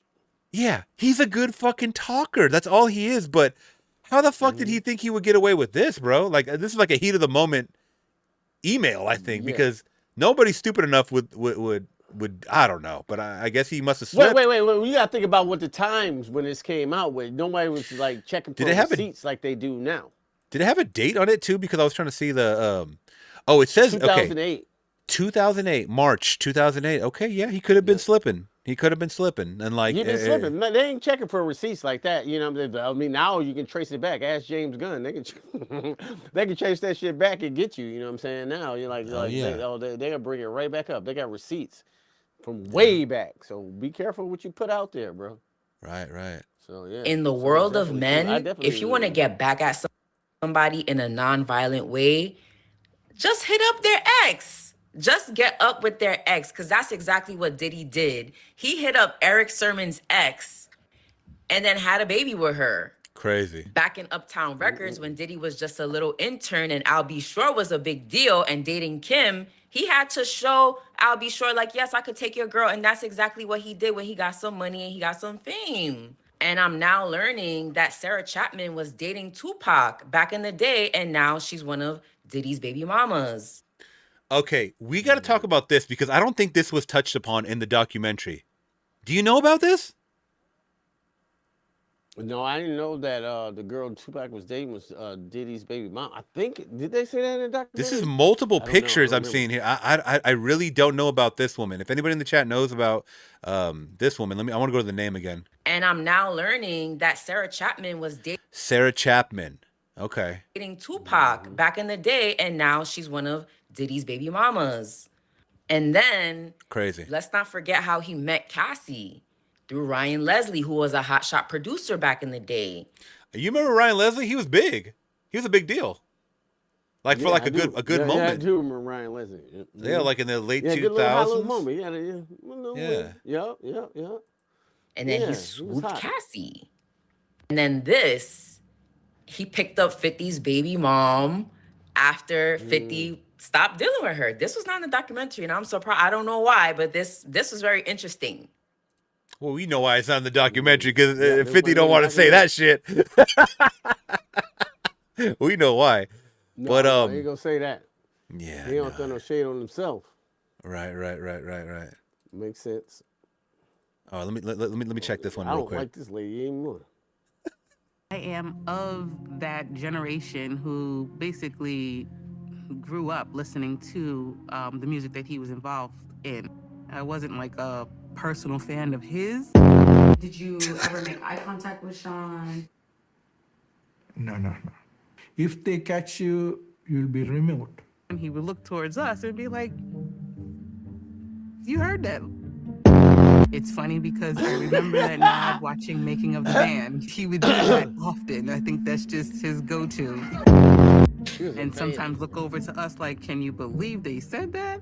But that's pretty much all it was. It wasn't like he was trying to sway us. The very next day, the following day, if you see how they're getting back together and exchanging text messages and like nothing ever happened. He's beating her, next minute they're going on dinners and trips. Yeah. Look at this. It's like going. This is a cycle of abuse chart. And the guy literally talks about cycle of abuse. I don't know. They had a very interesting relationship. Bro, you can't tell that this woman's being fucking abused. Are you kidding me? like, look at this. Tension builds, the incident, reconciliation, the calm, and then the tension builds again. That's a cycle of abuse. These are very stupid jurors. Next minute they're going on dinners and trips. It's like going back and forth, back and forth, back and forth. If you don't like something, you completely get. So it says here, generally victims stay because the fear of leaving is greater than the fear of staying. Fear of the unknown can be a powerful reason for staying put, quote unquote. Also, victims are often threatened with physical harm if they leave. It is well documented, like we saw the fucking hotel footage. It is well documented that the victims are the most at risk of injury when they are leaving, which she was doing, and he grabs her by the hair, throws her down, kicks the shit out of her, pulled her, dragged her on the floor, and she walked back. And I can only imagine what happened behind closed doors. No, you cannot have both ways. Have the luxury and then complain about it. I don't think so. Capricorn Clark had a lot of information that was very emotional. She's remembering these events more than a decade ago, and with the emotion attached to it, maybe the details are skewed. That just leaves room for doubt. Bro, you are on Team Diddy. You are on Team Diddy. What the fuck do you mean? Oh, she's showing emotion. Yeah, she's talking about seeing Cassie get the shit whooped out of her. You tell me that ain't emotional? You got to deal with that. You got to deal with working for the devil every fucking day? Yeah, exactly. Yeah, she just need a jersey on, bro. I hope people. Waller is hilarious.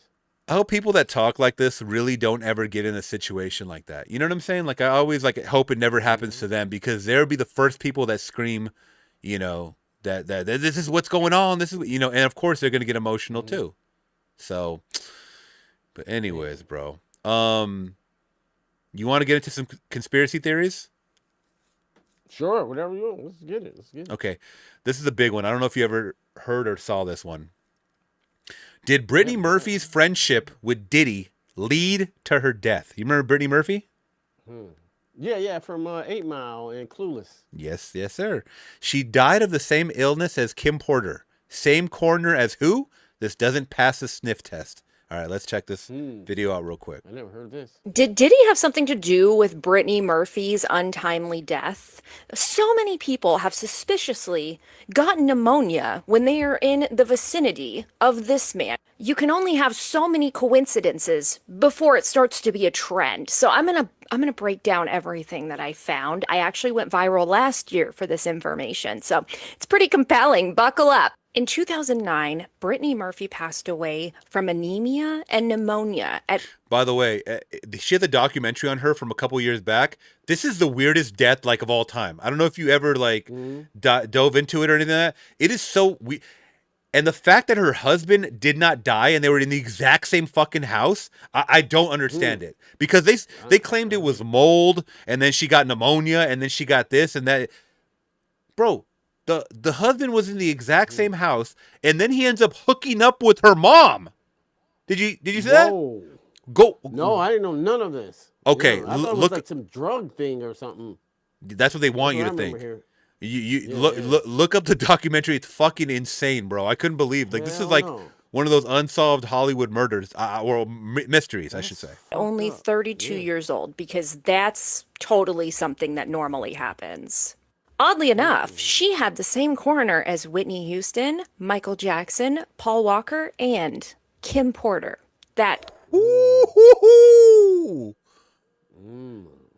Okay, Shay in the chat is saying, reminding me that her husband did die 6 months after the same thing. Okay, so maybe it lingered a little bit, but he was hooking up with the mom though, and it was weird.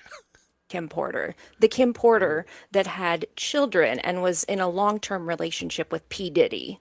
Kim Porter also passed away young from pneumonia. When this coroner requested that they reopen Kim Porter's case, he suddenly passed away too. What? What? Wow. Wait a minute. What is a relationship with P. Diddy? Kim Porter also passed away young from pneumonia. When this coroner requested that they reopen Kim Porter's case, he suddenly passed away too. What do you think about all these motherfuckers that are dying attached to Kim Porter? Yo. It's bizarre.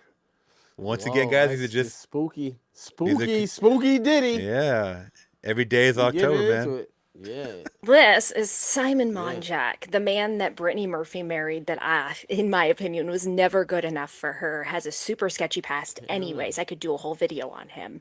So, allegedly, Simon Monjack got in too deep with celebrity trainer Harley Pasternak. Do you remember who that is? That is the man that was sending Kanye messages threatening him, saying that he was going to put him in a mental hospital. What? Harley Pasternak, super buddies with P. Diddy.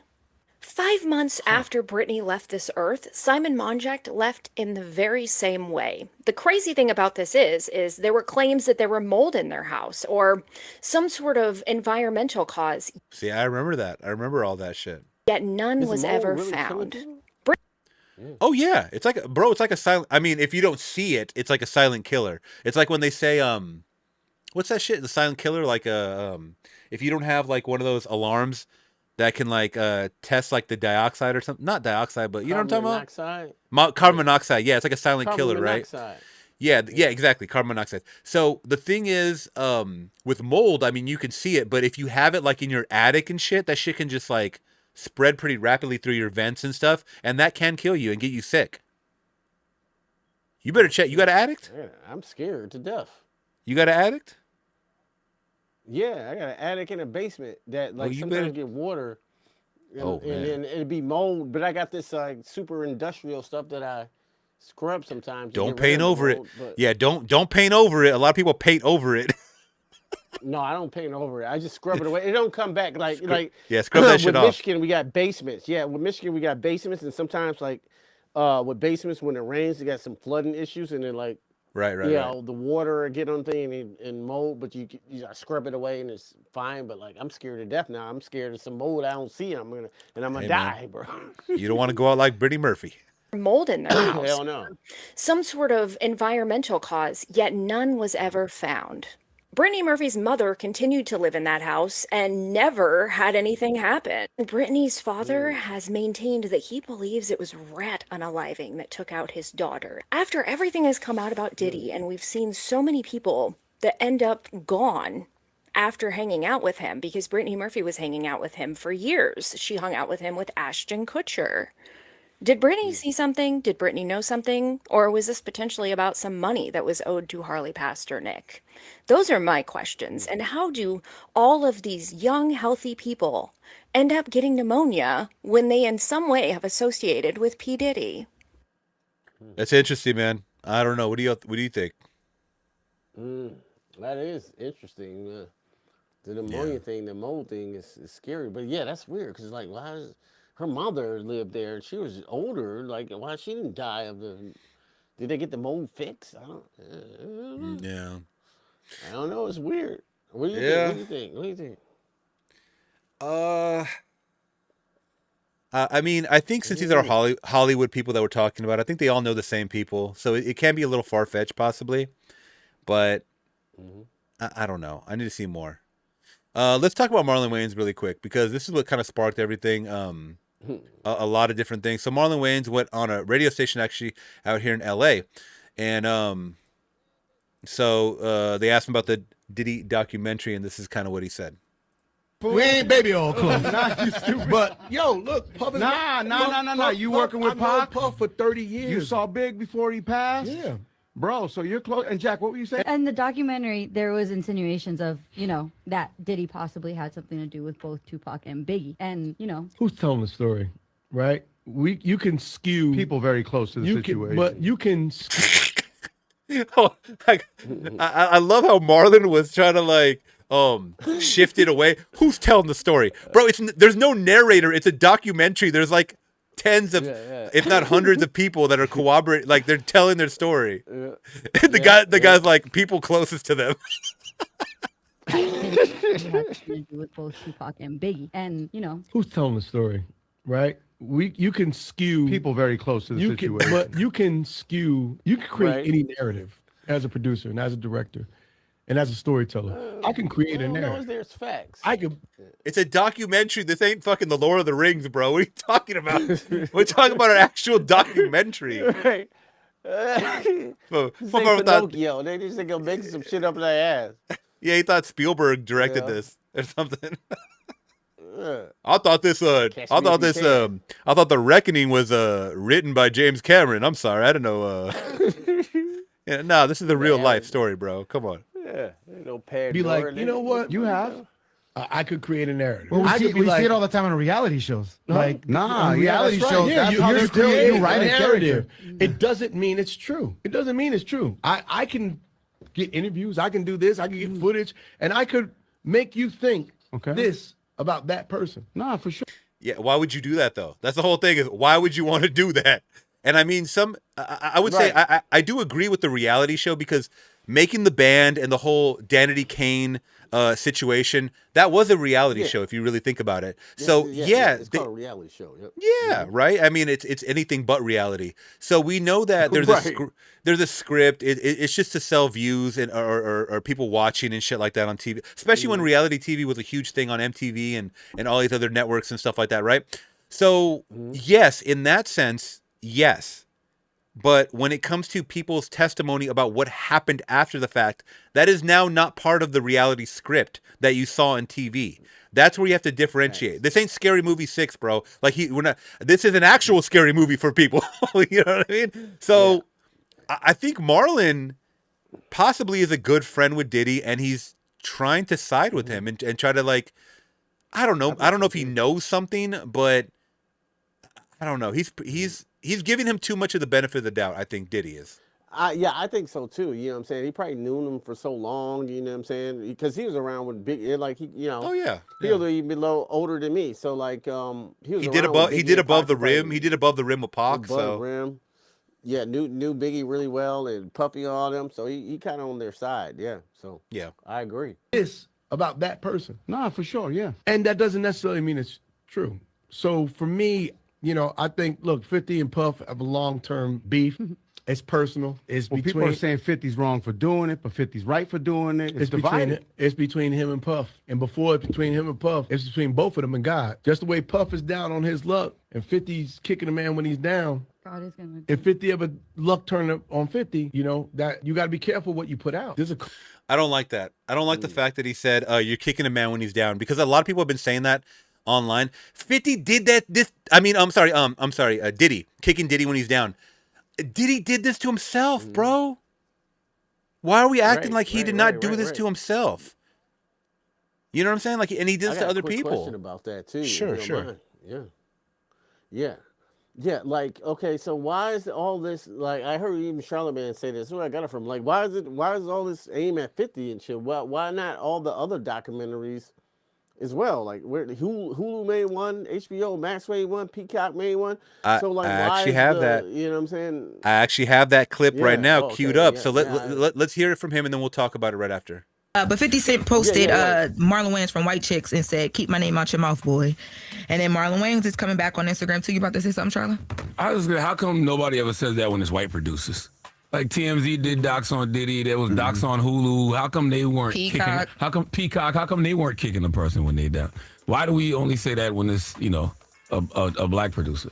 And especially when you know 50 and Diddy got a personal issue. So like there's no reason for 50 to have any type of loyalty to Diddy in any way, shape, or form. You know what? I didn't even think about it like that. But like you said, there's been a bunch of docs put out before 50. And nobody said when TMZ did that whole series. Nobody said when the Peacock doc and all those other docs. Nobody said nothing. It's investigative reporting when they did it. When they do it. But he what?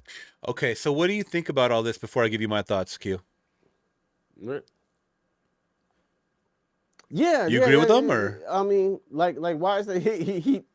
Yeah, a little bit though. Like, why is the heat all on 50? Everybody made documentaries. You know what I'm saying? Like, why is the centerfold all on 51? It's the same facts throughout all the documentaries, but 50 had this episodic thing, and they lean more into the stories. So yeah, I'm perplexed. Like, you know. Because it's 50? I don't know. Because a lot of people who watch these documentaries probably might not know who 50 is, too. So, I don't know, bro. Like, why is it such a big deal? Well, let me ask you this. Do you think they should be playing the race card? Because they're saying that all of these were directed by white people, the other documentaries. This is now directed at a black man, and they're tearing a black man down. Now, mind you, this was directed by a black woman. No one's talking about the director of The Reckoning. It's a black woman that did it. Facts. So, Yeah. I mean, we can throw that in there. I would love for them to talk. I don't see anybody talking about that. Yeah. No. It ain't the race card. I think that's not important here. You know what I'm saying? I don't think the race card, like the white one or the black ones, but like why is it because 50 produced it that he gets so much? You know what I'm saying? So much traffic going this way. I think that's true. Not because he's black though. You know what I'm saying? Because it's 50. You know. I think to be honest with you. Yeah. No, I agree. I think 50 is a very prominent figure in the entertainment sphere. People not only know him from rapping, but they know him. Some people might know him from some of his business ventures. Remember he did a fucking vitamin water or something like that with Mark Wahlberg, or he did some kind of like, yeah.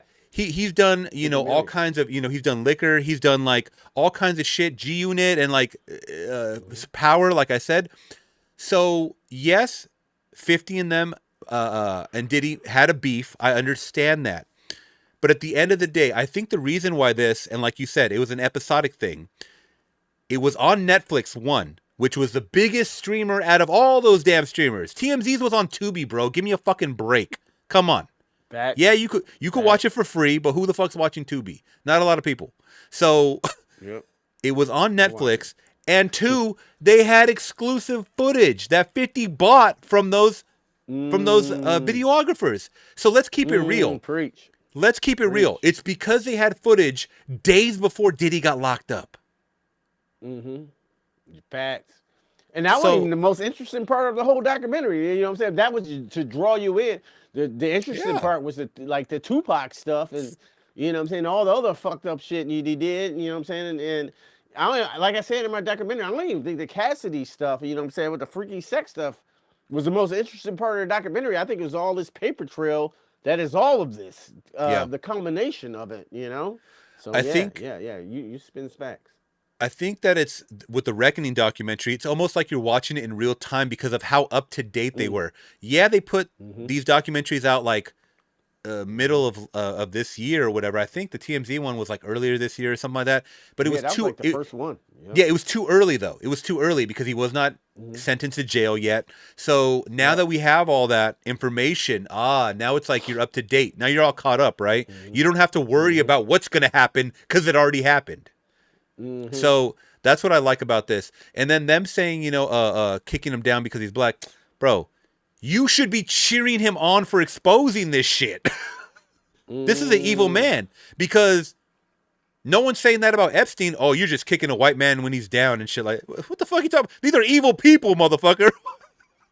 You know what I mean? Like, who cares? I don't give a shit if he's Pandora Blue. Like, if people are doing nasty shit, they got to be held accountable. That's what it comes down to. Yeah. Just because you have money does not make you above the law. And it seems like people that do have money get out of these situations, get out of jail free cards all the time. Yes, he did a little bit of time, but he could have done so much more if he was fucking poor. Let's be real. He should be doing more time. I think so. He should be doing a lot more. He should be doing life. You know what I'm saying? He killed he put a hit out on Tupac. You know what I'm saying? He should be doing life. I mean, we still. I understand. That's just one aspect. Yeah. You know, when it comes to the judicial system, you need a lot of evidence. I totally get that. So, you know, they probably don't have enough to put him away for the Tupac thing, and I get that. It's you know, you got to prove a lot. So. I want to hear what the rest they say, because I don't think I saw the rest of this clip. I know I don't like Charlamagne. In jail yet? Was he? Like, no, he wasn't. Which makes it worse. He wasn't going through trial. Which makes it worse because he was going through trial when they were doing these documents. When they were doing these documentaries. I think it makes it worse. But because the jurors could have had a chance to watch it. People could have had a chance to watch it. Bro, why the fuck would you want the jurors to watch the documentary? That would influence them more, wouldn't it? Is Envy a retard or what the fuck is going on? I gotta rewatch it. Yeah, don't you want the jurors to watch it? What do you mean you want the jurors to watch it? No. That defeats the whole purpose.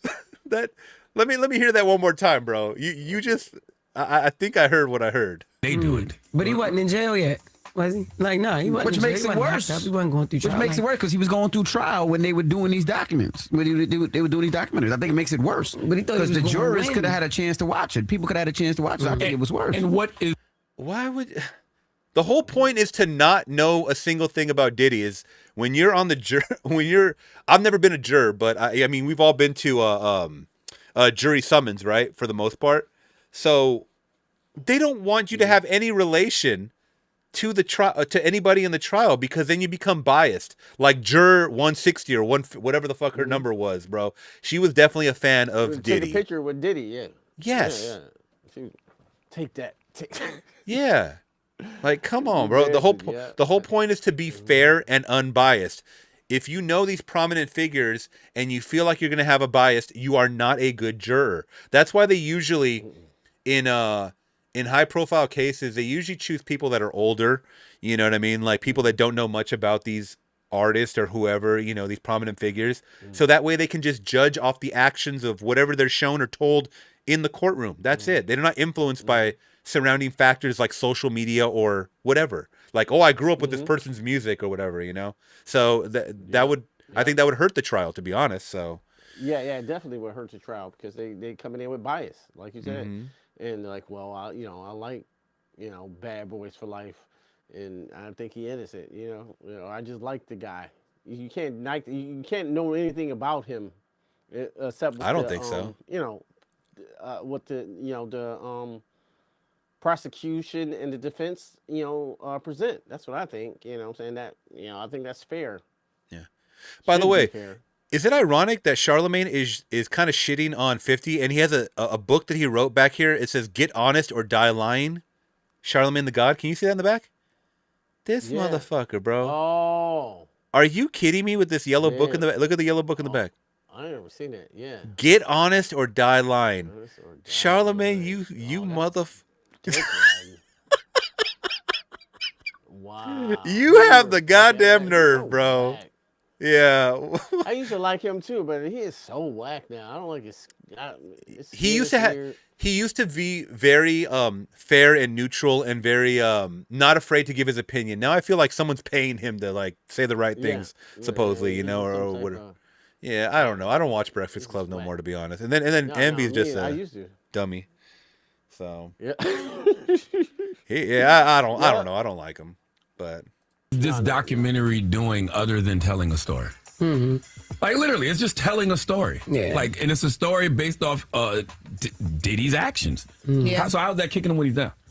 I mean, how I've seen it. And aren't you supposed to kick your enemy when they down? I mean, yeah. You don't like Diddy. He's not wrong about that. In the ground, but I'm saying like he's in jail, like he's in prison right now. So I feel like that's what Marlon is saying. Like it's nothing that Diddy can do. He's not home walking around free. Like he can't do nothing. His hands is tied. So like he can't respond back. Yeah, like or he can't do anything. Send the flowers. I mean, whatever. Also, 50's not the only producer on this documentary. Yeah, Y'all do know that, right? Yeah, there's other executive producers on this documentary. 50, so why is 50 the only one that's kicking him down? It sound like Diddy getting jumped to me. It's 50. It was 50 idea, right? This off. If 50 didn't have the idea to do it, it wouldn't have been done and executed this perfectly. I doubt it. I doubt so. Really? I can. Charlemagne is a fucking hater, bro. He does not like 50. You could tell. I doubt it. Bro, just give him credit for putting out a good documentary. What the fuck are you talking about? It's number one. It beat the first week. It beat Stranger Things. You know what I mean? So. Word? I didn't know that. Oh, you didn't see that? Oh, yeah. Yeah, 50 Diddy used to. I didn't know it beat. No, I didn't know it beat. Stranger Check it out. First week out. Hey, I follow 50, and you know what? I follow him because he does speak the truth. I mean, as far as like he has receipts. Bro, why the first thing that popped up on my shit? But Diddy did own Breakfast Club, right? Say what? Yeah. Oh, I didn't. Diddy did own Breakfast Club when he had that little network. Look at the first thing that popped up was the fucking. I gotta watch this, bro. I gotta watch this with you. Hold on, let's watch this. Oh, let me. This shit just popped up, bro, because they know I watch 50 so much. Devo, shut the fuck up, knock your ass out. Oh man, that's messed. Did you see the face? Don't you give back these? Did you see whose face it was? Look at the face, bro. Oh, let me make it. I can't make it that big. Shame.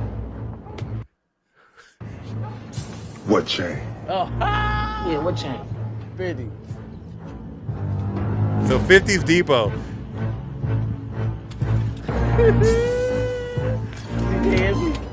Look at who it is. It's Marlon. DJ Pooh with Marlon. Hey man, why y'all didn't help me? And I'm high. Oh, that's Charlotte. I think that's. Oh, that's Charlemagne. It's supposed to be Chris Tucker, and I don't know who the fuck this is. Ice Cube. Yeah, Man, that's fucked up, man. If it was y'all, I would have helped y'all. I think it's supposed to be DJ Oh, that is DJ Envy. Yeah, that's DJ Envy. DJ Envy and Charlemagne. Okay, so bro, this is funny as hell. I don't even. What was I going to show you again? I was going to show you. This caught my attention. This was. Oh, shouts out 50. He's going to be Balrog too, by the way. Balrog. That Street Fighter. What do you think about that Street Fighter thing, real quick? That trailer. You like the trailer? Oh yeah, it looked interesting. I'm glad they doing. I'm glad they doing the moves from the actual game too. But it looked like it could be trash completely. But I was all right. I'm hoping for the best, but cheesy, it does look cheesy. I'm not gonna lie. Yeah, I'm hoping for the best. Check this out, bro. Yeah, oh, I can't lie. Like Cody Rhodes with that guile hair. I don't know. Yeah, it's a little interesting. Go ahead. So check it out. Check it out. You see that? Number 1 in the UK and number 1 in the US. Wow. Beat out Stranger Things. I don't know how long it was for. It couldn't have been for that long. Probably only a couple of days, but that's crazy, bro. Yes. Yeah, it was still like good for them. Stranger Things on that's supposed to be the flagship of Netflix. You know, for 50 to do that, that's insane. I mean, so 50, my favorite hero. For this. Yeah. Yeah, he's killing it. I have a lot of guys that I look up to their accomplishments, but I wouldn't call them my heroes. Right. You don't wear another man's jersey on your back. Yeah. Respect. Your favorite villain? My favorite villain? I kind of like Diddy. And I think we got to end it on that, man. We got to end it on that one. So, Q. That was great. Yeah. Do we have any final thoughts or things that we didn't say about the documentary that you would like to say? My kind of thoughts are all out there at this point. I think I told you all of my thoughts and just kind of shared our thoughts just in general about Diddy growing up with the music and stuff like that. And you have anything else, buddy?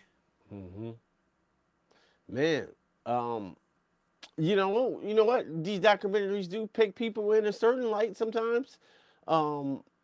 But like you can't deny the like I said, the nasty trail of Diddy, bro. Like it's just this stuff is facts. You know what I'm saying? It's in court. A lot of it's in court. Some of the stuff is allegedly so, like the day 26 stuff. You know what I'm saying? I mean, just nasty stuff, like just weird stuff. But then on top of this, you got his own homeboys that used to work with him, like used to be right next to him. All up in the documentary, every episode, talking about how devious and how out cold he was, making people sign over, you know what I'm saying, the rights to Bad Boy, how Diddy used to pay himself to be in the video, and you know what I'm saying, just all type of stuff, the Tupac stuff had me heated, bro. I was about ready to fight somebody after that, even though I already knew, you know what I'm saying, I was like mad as hell, but like this dude ain't shit, yo. He's just not a good person at all, you know what I'm saying? And don't give a nothing about karma. He's like on the same level as like an Epstein, no, for real. And I'm not even holding that back. I'm not holding my tongue on that. He's like the same type of despicable person as that, you know what I'm saying? Yeah. Like, you know what I'm saying? It's like Cosby. We looked up to you, bro. Especially as black people, we looked up to Sean John. You know what I'm saying? The stuff that you did, you know what I'm saying? The magnificent empire that you built. And you shit on it, bro. You shit on all of it. You let us down. You was one of our heroes that let us down. But we always, kind of knew you was shady as we started to see. But like, God, dog, bro. You know what I'm saying? It's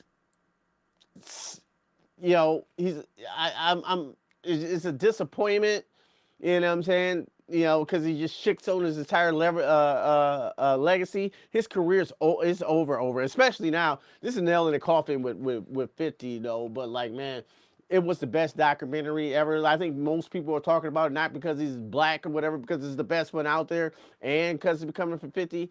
People was waiting on this one. So great documentary, I think. Exposed a lot of stuff. And Diddy's a horrible person, and I think he should do more years in prison because Yeah, no, 1,000%, man. I think the common denominator between him or like how you were saying like a Cosby or whatever, it's people with money.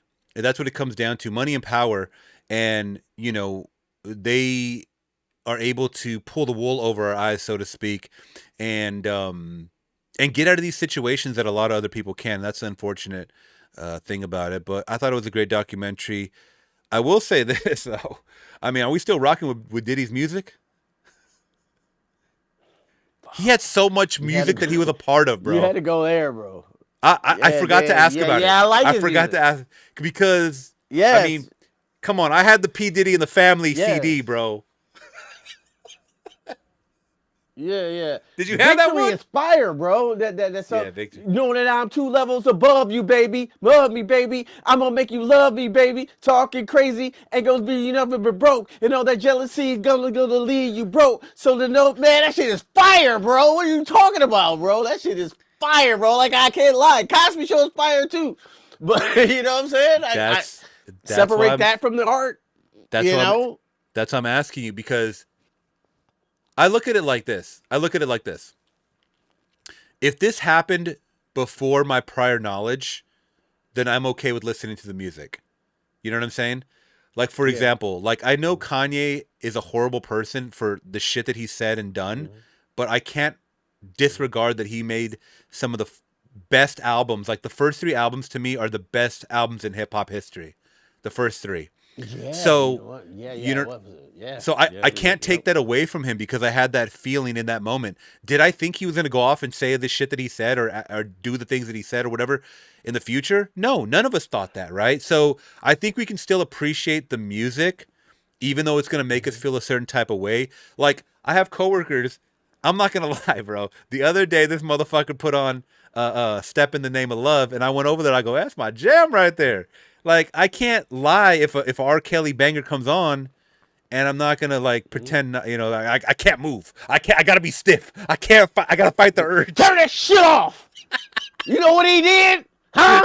You know what I mean? So it's hard. It is very hard to fight that, separation or whatever. But I know a lot of people do it. When it comes to actors as well as musicians and stuff like that, I don't know, bro. It's going to be tough, but I'll tell you this. I've always bumped more artist of Diddy than Diddy himself. Like I might have a couple. Yeah. I might have a couple of like what's my shit is Diddy and Keisha Cole last night. Didn't even have an answer. You remember that song? That was a banger. Last night, yeah. Call. Yeah. So, me too. I feel the same way. I don't more. I like the stuff with Diddy. He owns stuff with other artists. You know what I'm saying? Like even Usher and Diddy. Because he's a girl that's mine. Yeah, I like it. He's not really, because if you really listen to like his voice and the lyrics, he's not really a rapper. He's just like saying shit. He's kind of like almost like a more grittier Will Smith. Like, I mean, if it wasn't for the beat or everybody on the hook or whatever, like an R&B artist on the hook, like the song wouldn't be shit. Like even Mark Curry said it in the fucking song. Remember, he's like when he's doing the Godzilla song. Yeah, he's writing the lyrics for him. He's like, hear my calls, hear my rage, hear my there. And he was like, what the fuck? You are destroying this song, right? So, yes, I mean, he's not the all-around artist, but I know he wanted to be that. And that's the funniest part, is that he wanted to be that. Yeah, he got to be it, but he wasn't. I don't think he got the. I mean, he got the accolades and the respect and the success and the fame, but I don't think he'll go out and like, you got Diddy in your top 5. You'll never hear that in any barbershop. No. Never. Diddy, no. And now he's the main attraction in jail. So we'll just leave it at that. And on Netflix. So there we go, Q. This is a great talk, man. We went over almost 2.5 hours of Diddy talk, music talk. Oh, it was great, man. Yeah, it was great, man. What a pleasure, man. You know what I'm saying, to sit here and discuss it. We just flowed it out, man. It was great. Thank you so much for having me. You know what I'm saying? Of Always, course, man. Like I said, man, you be killing it out here in the game. This is the unofficial Flix and Q show episode. I'm gonna call this episode 1 because it's still, this is an unofficial episode, but expect more of us, guys, in the new year. We're going to be talking about a lot of pop culture stuff or music or whatever have you. Weekly, we're going to try to do a weekly segment. Or if we want to just talk about one main topic, we're going to have some episodes coming, guys. So expect that. Please hit that big thumbs up. I'm going to make a separate playlist for all of our live streams or just pre-recorded. I kind of like the live stream. I'll be honest. It's just a little more free-flowing. Okay. If I can get the technical side a little bit more on point, more precise. You got it, man. You're a perfectionist. I know you. Yes, I am. I am very perfectionist. Yeah. Like, well, this light is hitting me this weird way. You know what I'm saying? I don't think my ISO shutter speed is. Let me adjust it. Like, it's straight, bro. The shit is fire, bro. I know, man. I know. I'm my own worst critic. But thank you guys so much. Me too. That watched live. Shay shouts out for all the commentary. She gave a lot of good commentary and trivia of stuff. So you guys can go back in the chat and go read that. If you guys are watching after the fact, please leave some comments down below. Once again, hit that big thumbs up. Consider subscribing today for more. That being said, Q Reviews, I'm going to leave all your information down below because I don't think I did right now. So I'm going to add that in afterwards where people can find you. And you are the skit king, man. So if you guys like skits and get different characters, Q's got it. But please let the people know what else you got going on your channel, or coming up on your channel, I should say. Oh yeah. I just dropped a comedy skit about. Well, it was like kind of the end of my trilogy. I started this thing back in 2020 called Streaming Wars, when everybody was at home, and I play a CEO of Warner Brothers, and the CEO of Disney, and then I kind of did a part 2, and then I ended it with this Netflix and Warner Brothers merger, and I ended the trilogy here. You know what I'm saying? With a couple skits. It's a crackhead in there. It's the CEO of Thanos of Netflix, and I just had fun with it, bro. I'm just like going off the top of my head, just saying shit, and just put the skits together. That's some of my favorite stuff to do here on YouTube. Is just like do skits and come up because different characters. It was just so fun to do. My next one, I gotta hit y'all with an old retro horror movie that I've been talking about doing for the last 3 months. I've been bullshitting, but The Fly is coming. I got some good ideas to that. You know what I'm saying? And yeah, man, just you know what I'm saying, gonna be talking. I'm making more videos. So I can't keep up with Flix Talk. Flix Talk, he got a video every 3 seconds, bro. Twilight Zone, Supergirl reaction of the trailer of Supergirl. I can't keep up with Flix Talks, man. But I'm trying to get like you, bro. I'm trying to get like you. But that's what's going on. Thank you so much, man, for having me. Of course, man. Yeah, when I get a moment, I just try to. I've kind of slowed down on the big trailers now. I'm sorry. Every single trailer. I'm just trying to focus in on the big trailers. So like Supergirl, Street Fighter, the glimpse that we got, and just kind of give my thoughts. And then I think it's cool to do breakdowns as well as like frame by frame because. You know, we still come from that movie era where like we pause the fucking trailer and we're like looking at like, oh, is that Lobo? Is that who's that gonna be? You know, I like doing that shit. And yeah, that's dope. It puts me like in that superhero. Remember we were doing that for like the superhero fatigue or like superhero era, like when Marvel was doing all those crazy shit. I'm really getting fatigued now. I'm kind of falling out of love with superhero shit. That's just me personally, but I still like watching movies on the big screen and talking movies and. You know, there's a lot of videos that have been coming out where people are talking about the movie theaters are going to die in like the next 10 years. And or like they go to the movie theaters and like people are like on their phones on TikTok. It's like there's so much like negativity when people are talking about the theater. So that might be something that I want to talk about next. But I would love to talk about that. Yeah, because I guess cinema culture is what they call it now. But like I gotta send you this video I saw of a guy talking about it, and it makes you not want to go to the movie theater. I'll just say that. So that being said, yeah, the Twilight Zone stuff is very, very fun. That's coming. I'm trying to knock out some holiday movies coming up. So I'm looking for. I mean, I know Christmas is like in 10 days, 12 days, something like that. Yeah, I know, but it's crazy. Yeah, we're going to try to knock out as much videos as we can, some weekly live streams, and there we go. Once again, subscribe for more, guys. We'll catch you guys in the next one. All right?